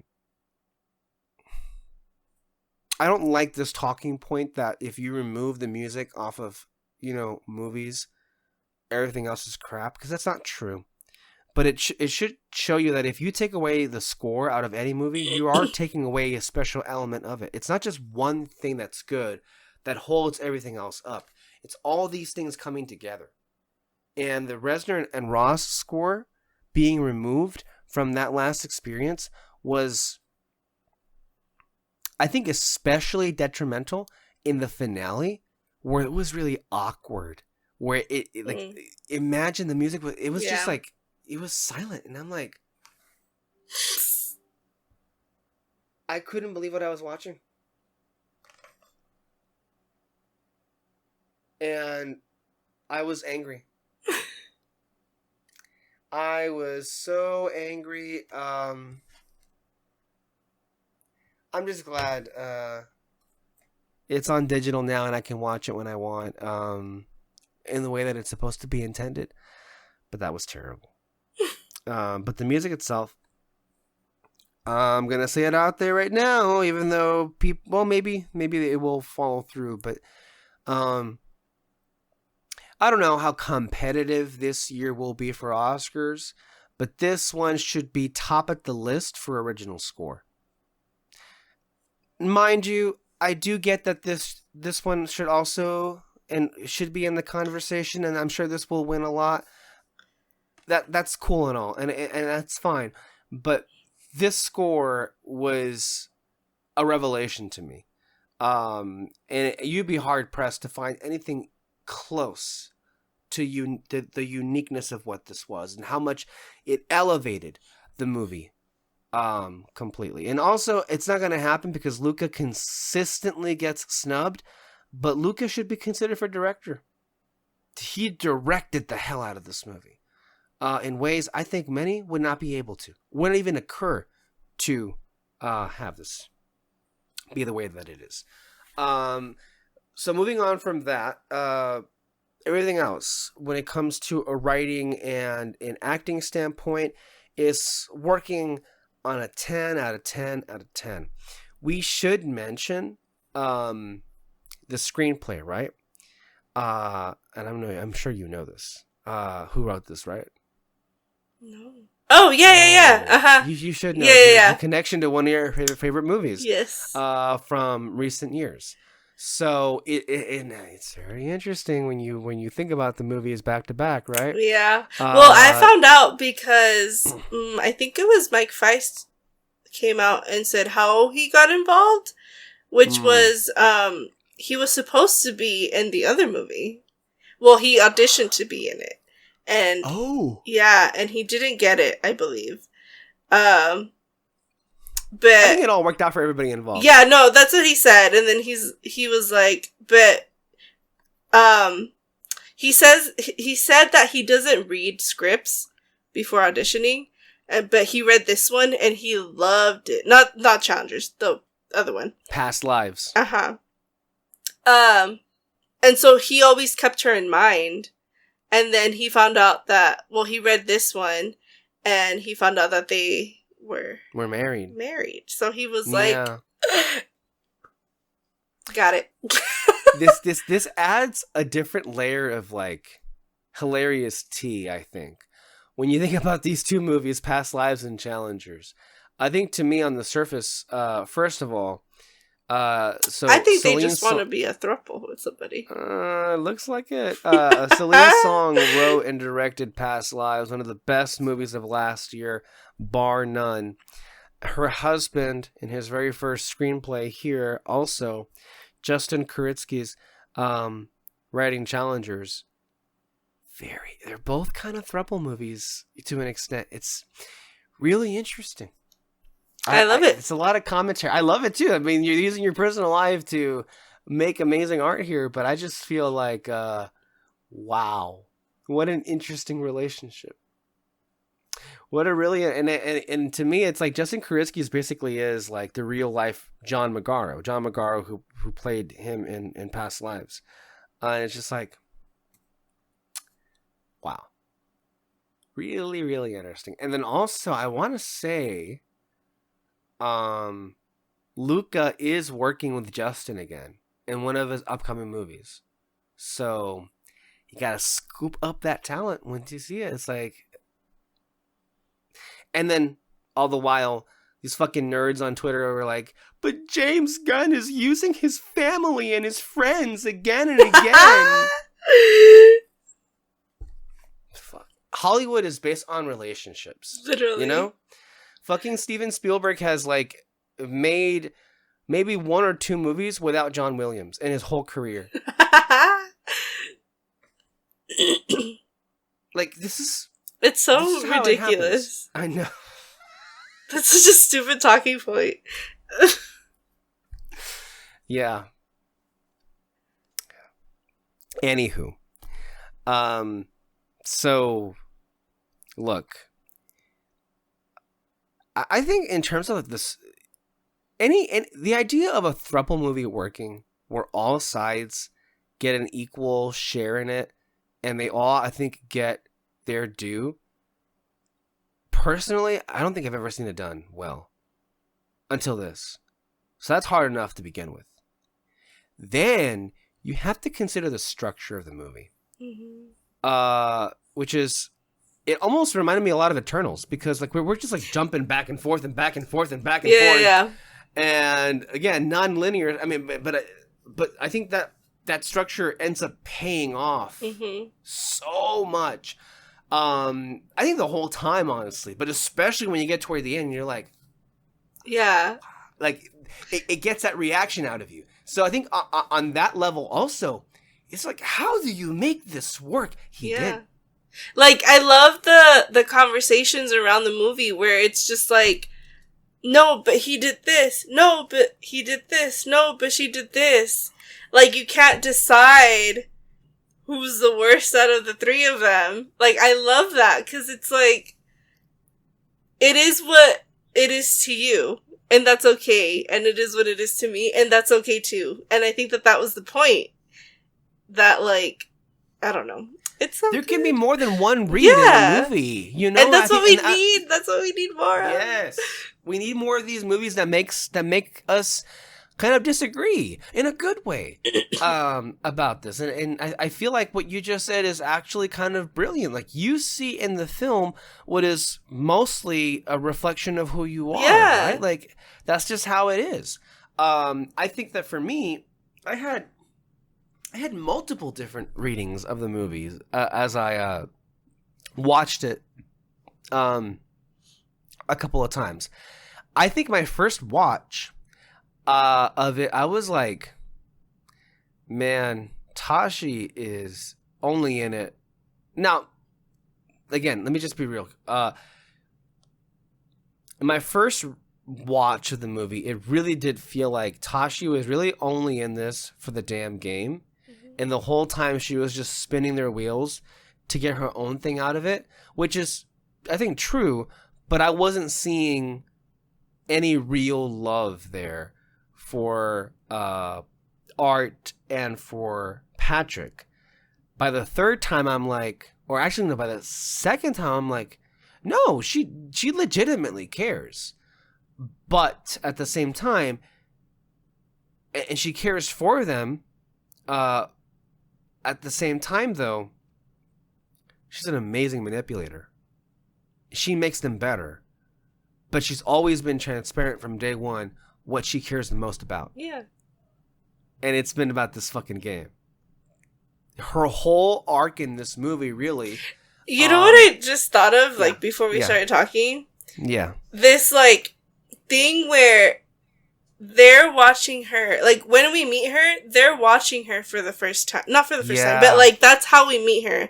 And by the end of the movie... Well, Art is for the first time. Yeah, no, but, like, they're watching her. And they're, like, falling in love with her at that moment. Yeah. And then, because of the way that they play, of the way that she plays and the way, you know, how passionate she is about it. And then by the end of the movie, she's watching them because of how passionate they are about it. I didn't even catch that mirroring. Oh my God. I love that. I love that. And that's great. I think is like what it's about. Like she got her kind of, not arc, but like she got her good ending because she got the good game. And then they got their own ending because they laughed at everything that was going on. Yeah. Because ultimately, like, they care about the game, but they care about each other more than the game. Yeah. And then she's, like, the opposite of that, but still can be in this relationship, I guess.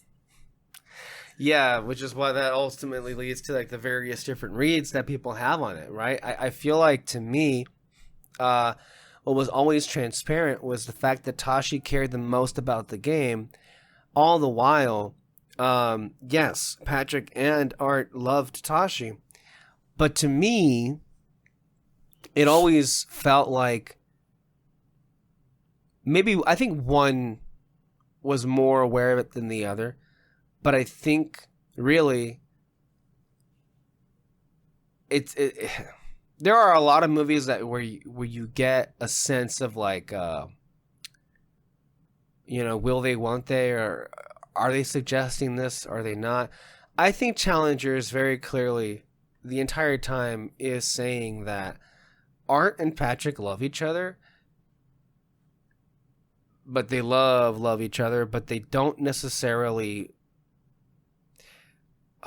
It doesn't occur to them, at least the entire time. And I think one potential reading of it is when they literally catch each other in the other's arms at the end of the movie, then it all of a sudden clicks, like, oh, that's one potential read of it. I personally feel throughout the watches that I've had that Patrick certainly had always had much more of an awareness of his attraction, I think, to Art, even though he wouldn't say it out loud. Although you don't have to use words to say out loud how you feel about a person, and I think various points in the movie, you're like, come on.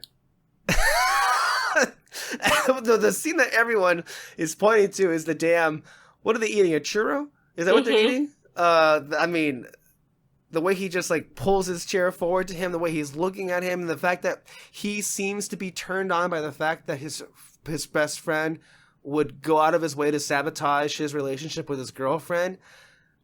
That turned him on. I mean, look at the way he looked at him. It's like and then of course Mike fucking takes a bite out of that churro, and of course the phallic. I mean, we all know what the imagery is supposed to represent. That's perfect. But I mean, the film visually is telling us these two are like, and there are points in the movie where people around them are like, do you two not see this? It's pretty clear. I mean, it was clear to Tashi from the first moment. Like that moment, or that thing that people say that, like, I feel like I'm interrupting something. Right. Even Tashi, she caught onto it immediately. She clocked it immediately when she asked about you two. Art, I think legitimately Art was the most clueless of the three in terms of what he thought he and Patrick were to each other until the very end. And I think Patrick was kind of scared to initiate anything, only because I think he felt that Art didn't necessarily feel the same way. And maybe he didn't, at least initially, I feel, when they were younger. Because when Tashi asks about like them ever having done things to each other, you immediately cut to Patrick, and he's like giving this look where like, I mean, okay. He immediately says yes, and Art says no. Yeah. And it's more than just about the incident but the story that they talk about. It's more, I think, about like them having something there between them. So that's how, and then of course the movie, I think, confirms that only a few minutes more when they're literally just like making out with each other. And I legitimately had to wonder when I was watching that how much they realized in that moment that it was just them two, and that Tashi was just at this point just like getting off on just watching them do it on their own. Yeah, because I mean, at that point she was like controlling them. Yes, and that was her thing. Yeah. And she played them like a fiddle. It was so easy for her almost immediately. But I gotta wonder for you when you watch that, it's like, at what point in the film do you get the sense that Art acknowledges that there is a sense of romantic sexual energy between him and Patrick? Because to me, I don't think, and the only time you ever really see it is when he's like really getting into it with him. But I wonder, like, did he think that was Tashi? And obviously, a few minutes when she steps away, we see how excited he is by that interaction. And then maybe at the very, very, very, very end. But then also, he does feel a sense of, like, betrayal from him. No, more than just the fact that, of what supposedly he contributed to Tashi's injury. I don't think it was that one thing. I think it was a combination of different things that led to their relationship not being as close as it used to be. But I genuinely do think by the time that we get to the end of the film, and I mean, he's just like, out of all three of them, he's the most insecure. Yes, and about everything. Yeah, about everything, and like that, I think does contribute to like how he feels about both of them. Well, here's the question, Alexis. Do you think at that point when they get to the sauna, it's the day before their final match, do you think Art, because just literally Patrick is asking him, why are you still mad at me? Do you think Art knows secretly this whole time that he and Tashi hooked up in Atlanta? I think so. He just doesn't want to acknowledge. Yeah. I think it's pretty obvious. Like, we see him seeing them together. Yeah. In one instance. Then when he turns around, they're gone. What do you think happened? I mean... Yeah. But I mean, he also does have that, like, reaction in the end. But I think it's just, like I think he knew... screaming? Yeah, like, I think he knew deep down... To let that out. Yeah. I think he knew, but he just, like, didn't want to... acknowledge it. Yeah. Until he got actual confirmation. Yeah. But with Art, yeah, he's just very insecure about all kinds of different things. He loves Tashi. I think on some level he also gets a sick kick. They all get sick kicks, but he does get a sick kick. Yeah. Hello, you're just like nodding. Yeah. But he does get a sick kick of how dominant she is over him, and how she does make him work for it. At the same time, though, his whole demeanor is like begging her to, give him some leeway, especially because like in the beginning he's just like he's sucking, and there was this doesn't seem to care. There was this thing that I saw. I can't like think of it like specifically in detail, like I have to rewatch it, but there was a thing that somebody pointed out that Art kind of drops his like facade with how he starts his game, and he serves normally. Like, he doesn't do his little thing that he does. He serves normally, and so people were like, so he could actually beat Patrick this entire time. But he just, like, chose not to. And so I like, that makes me kind of think, like, he controls or manipulates Patrick. Patrick thinks that he's manipulating him, but he's not. Like, Art has full control. Tashi manipulates Art, and that is, like, I think he, like, admires that. And then Patrick, in a way, manipulates Tashi. Because Tashi, like, her second would be Patrick. And so I think it's all just, like...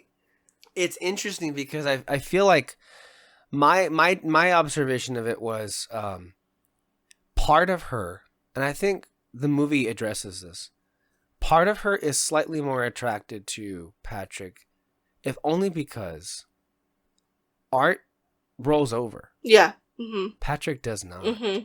Patrick fights. And that's how he somehow controls her. Yeah. And she likes that. Yeah. That's her sick kick. Uh-huh.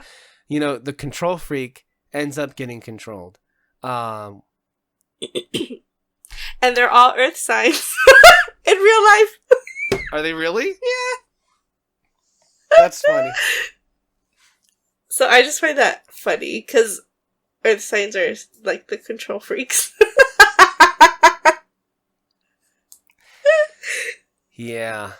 I legitimately feel that the movie did an amazing job jumping back and forward in time. Maybe at first I can understand some individuals being disoriented by it, but I don't think it was hard to follow at all. I think it was pretty clear when they were supposed to be younger years and when it was supposed to be older years. I just think for me, the script is so great that every conversation that is had is, so yeah, full you of find life and something so new each captivating. time. Yes, you do.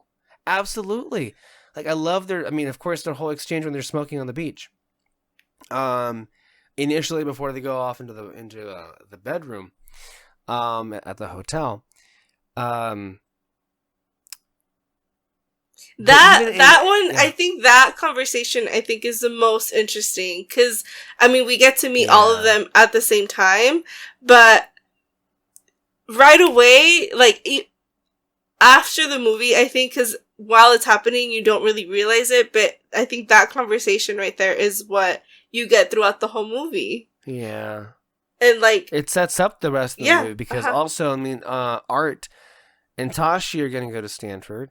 Patrick has no interest in that, which is going to bite him in the ass, inevitably. And then that's going to create a different kind of resentment. But then the reactions that they get to what each of them say, or what they have to say, Tashi is interested in what Patrick is saying.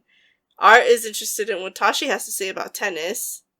And then Patrick is, trying to egg Art on on getting this situation to happen. Right. I also feel like there is a bit of not contradiction, but this also creates conflict in that I think Art understands more than Patrick what Tashi sees in tennis, and so I think their conversation goes in a different direction. I think Patrick, in that initial discussion, really isn't open to any new perspectives on it. He obviously is challenging how Tashi views tennis. That's funny, tennis. But it also just shows you the differences already between Patrick and Art, and how they're kind of growing in different directions already from the get-go. So yeah, the whole movie really is set up from that conversation in literally every way imaginable. The film does a great job of showing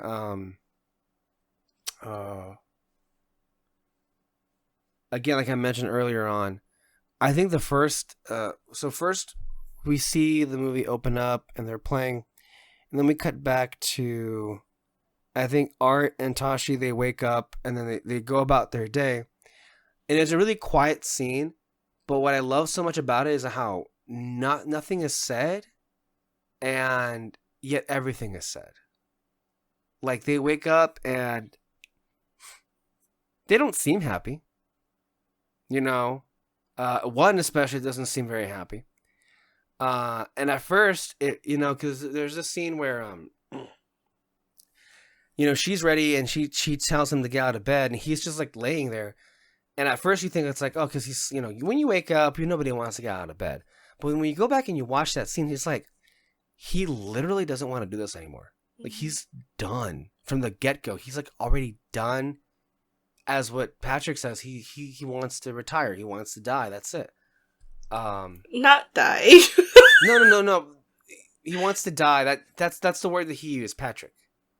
To Patrick, retirement is the same thing as being dead. I believe that's what Patrick says. So I'm not saying he's ready to die, for reals, but in Patrick's supposed interpretation of retirement, it's the same thing as being dead.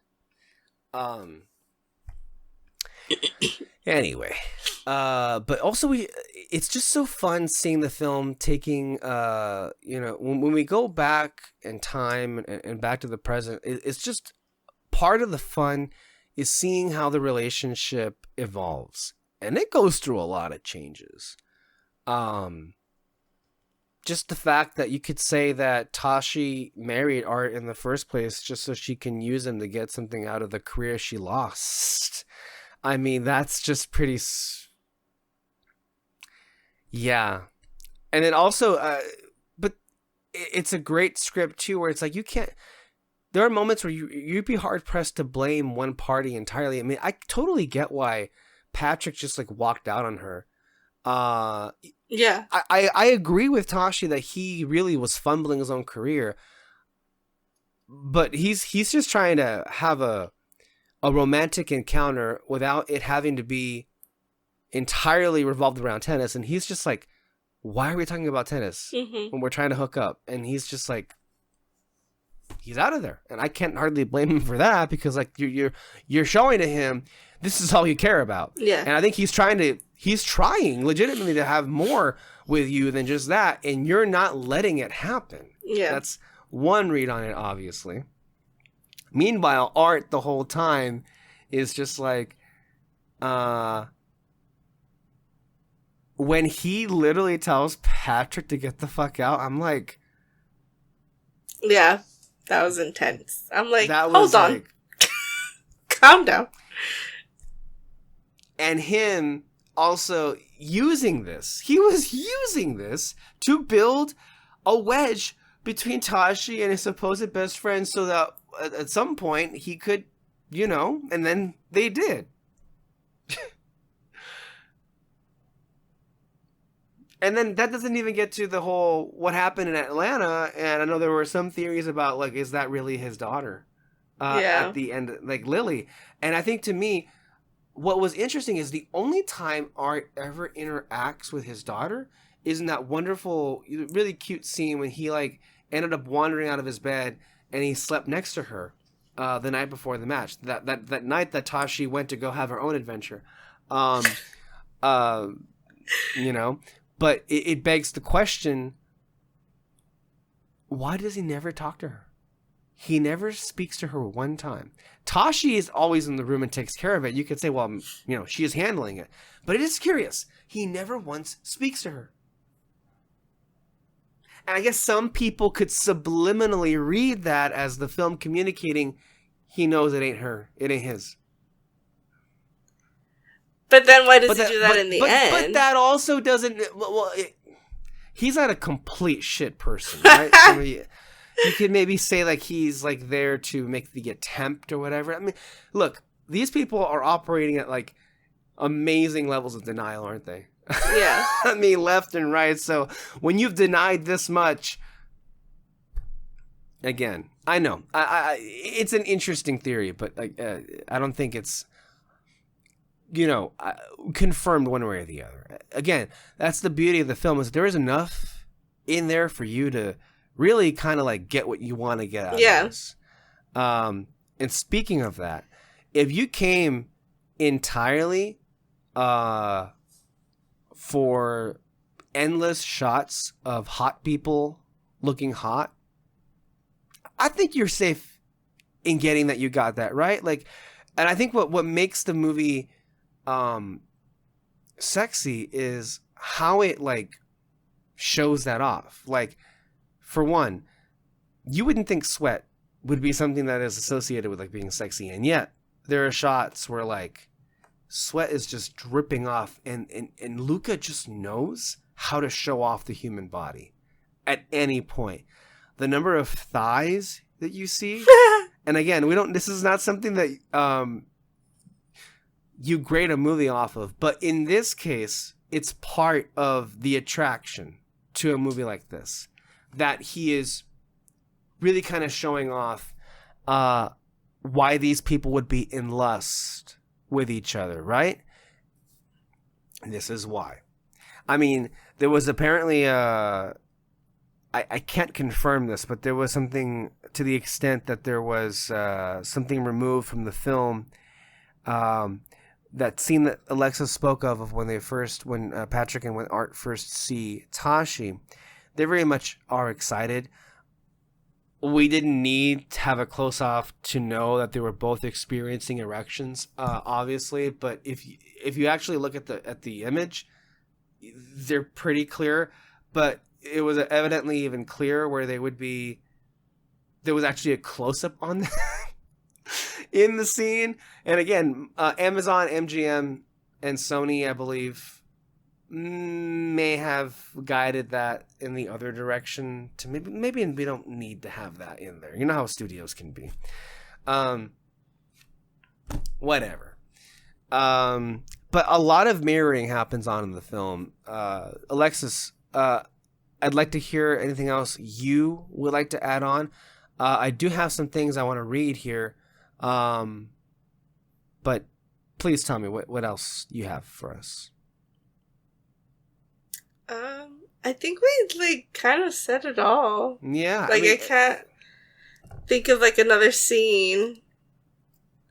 I mean, they're all great. That's they're all so good. To me, one of my favorite scenes, and I can't really tell you why, but when Art is literally just kissing Tashi all over after he made her say, I'll leave you if you lose the match tomorrow. That was insane. Right? But then when the music comes in and I was like, whoa, this is a really good one. I'll read some reactions here that I thought were entertaining. Zoe Rose Bryant, the real villain in Challengers was compulsive heterosexuality. Interesting read. Jonathan Burdett, Challengers is one of the most cinematic movies of the past 10 years.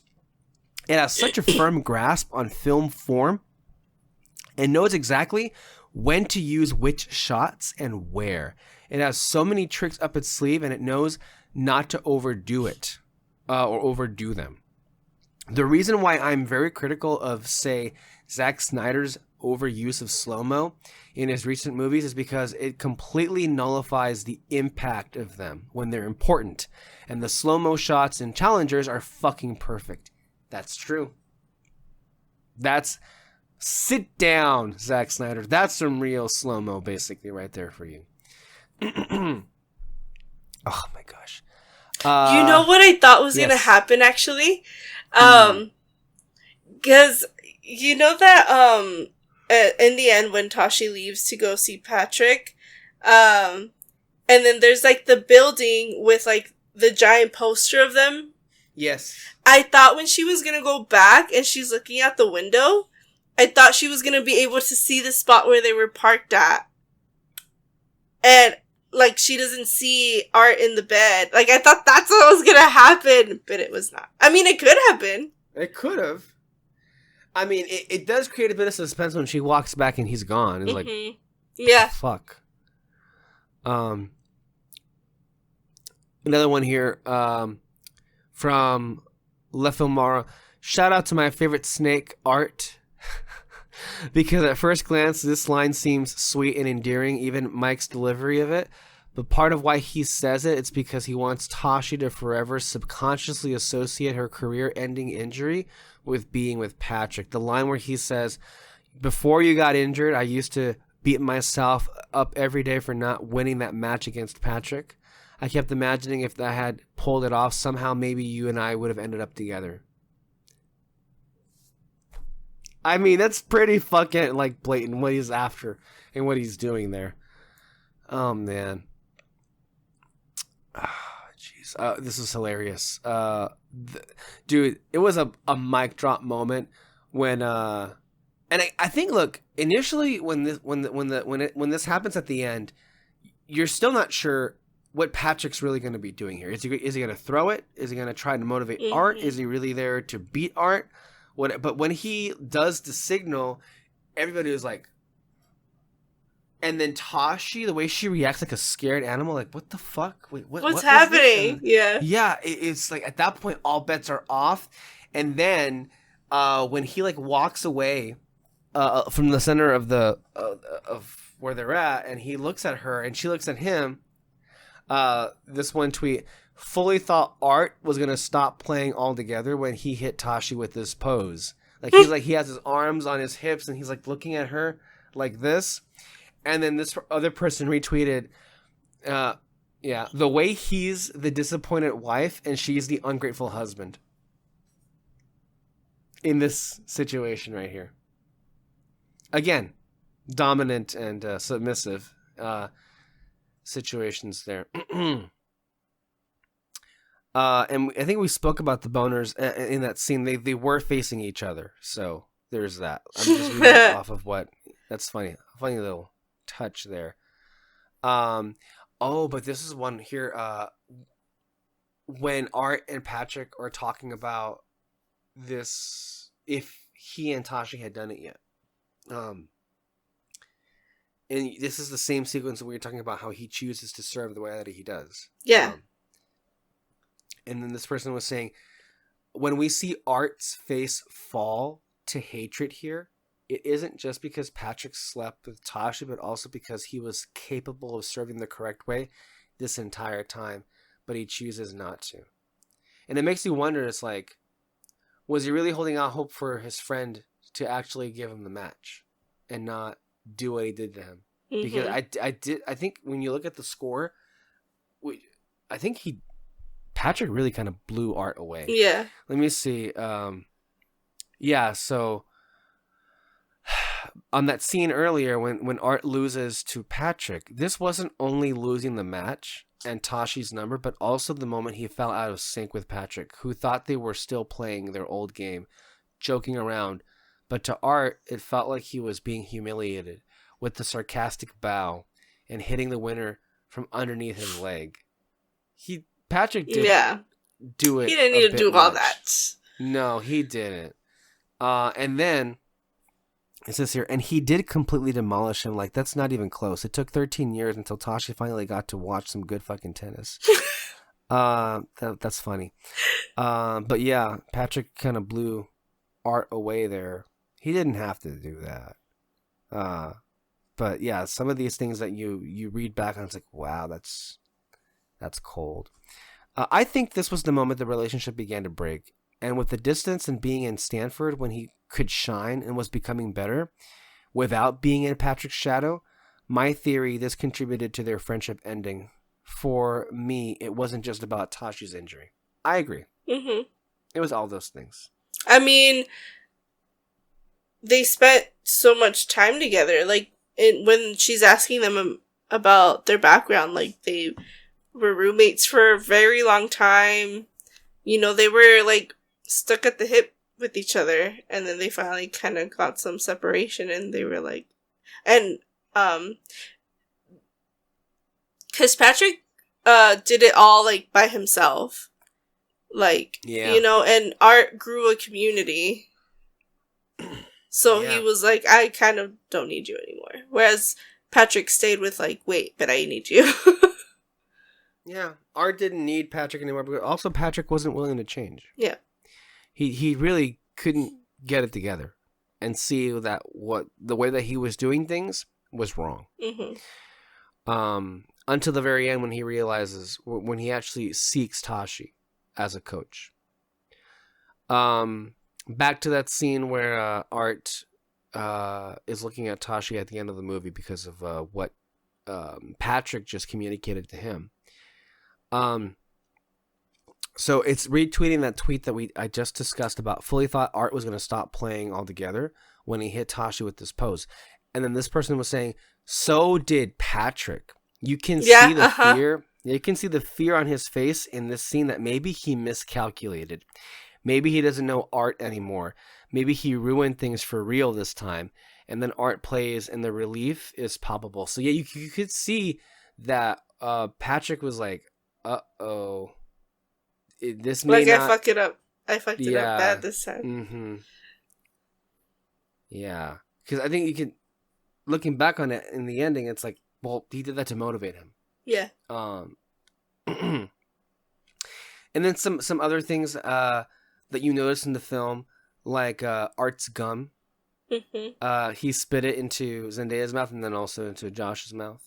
Not mouth. I'm sorry. He spit the gum out of his mouth and into their hands. Sorry, wrong memory there. Wrong memory there. That's funny. Spit it. They're gonna clip this. Yeah, for sure. Imagine that scene. So the scene where he's just kissing her up after he tells her to say this to him. Like, imagine telling a man you're gonna divorce him and he just starts kissing all over your body. I think he wanted out of that too. Yeah. So that begs the question. What do you think happens at the end?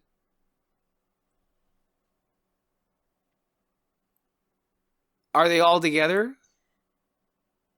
It's a bit toxic for that. Some people would say, although you could also make the argument that the relief and the energy that comes out of the end is so euphoric. There could They be each the got what they possibility. wanted. Yeah. In their own shitty version. Whatever they think they wanted. Thinking about how art doesn't speak for the first 10 minutes of Challenger. It's a long time. Just rolling around that. I did notice that. Yeah. I didn't notice it was that long. I guess, like, I'm just really processing how internal of a character he is. And I wonder how much of his popularity has to do with how much we were able to paint on his canvas. The other two will absolutely make sure you know what the fuck they're about. They won't let you interpret them in any way they didn't sign up for. Art's silence is powerful, I think, because we see the shift when he's not. But man, it gets harder to watch with every viewing of the movie. Is it misery or hatred or resignation or all of the above? Is he able to love tennis again after their match? Or was it just a memory reignited by a fast burning flame? Interesting stuff. I was talking about this with a friend. He just seems so tired and resigned. And then the first time we do hear him talk, it's like for the sake of breaking tension. Oh yes, we're just watching him go through the motions until he's forced to break through. Absolutely, and the contrast with how he is with Patrick as a teen is then so shocking and so painful. And then we see him take control in the sauna. Feels like whiplash, because what do you mean he's been capable of this the whole time? And Patrick brought it out because Patrick always makes him bring out his A game.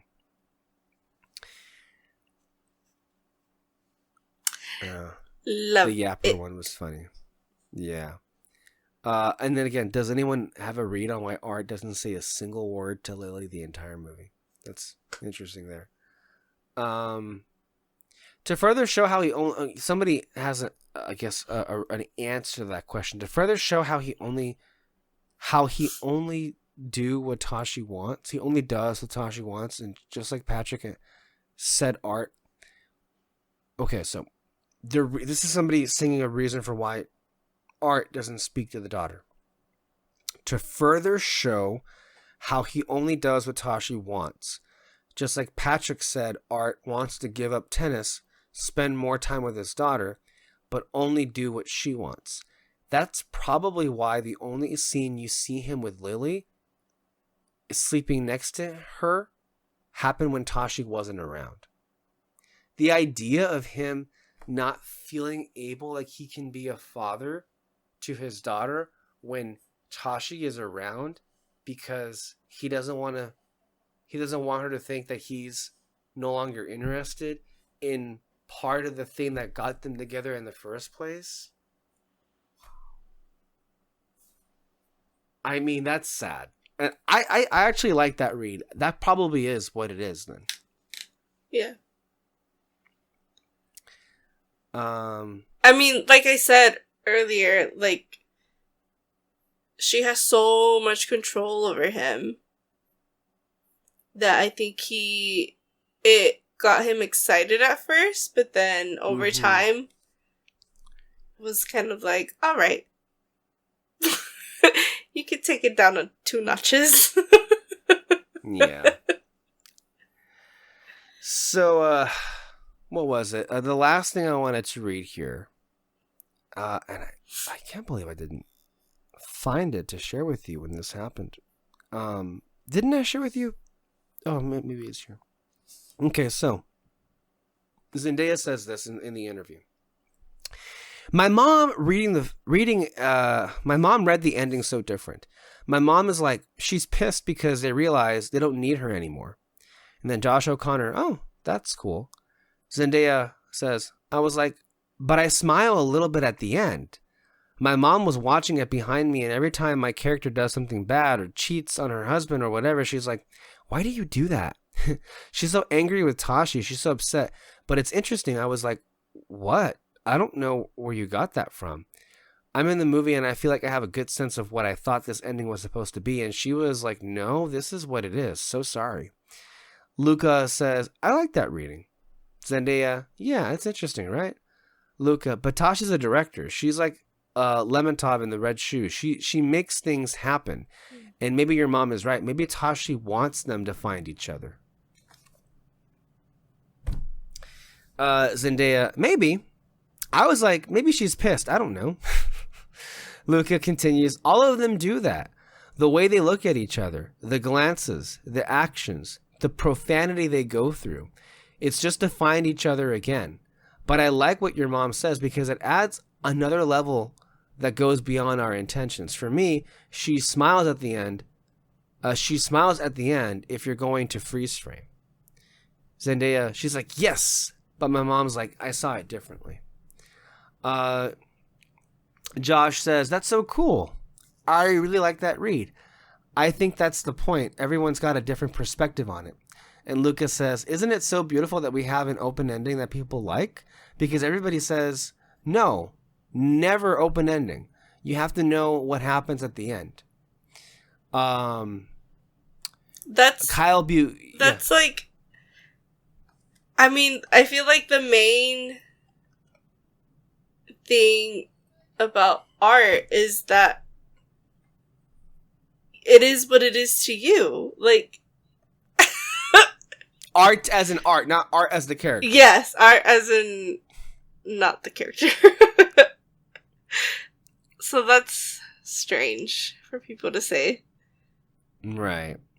Kyle Buchanan, who is the one that's doing this interview, says the end is a big decisive moment, but at the same time, Zendaya continues confusing. Mike Faist, the only thing he says, it's interpretive in this entire exchange.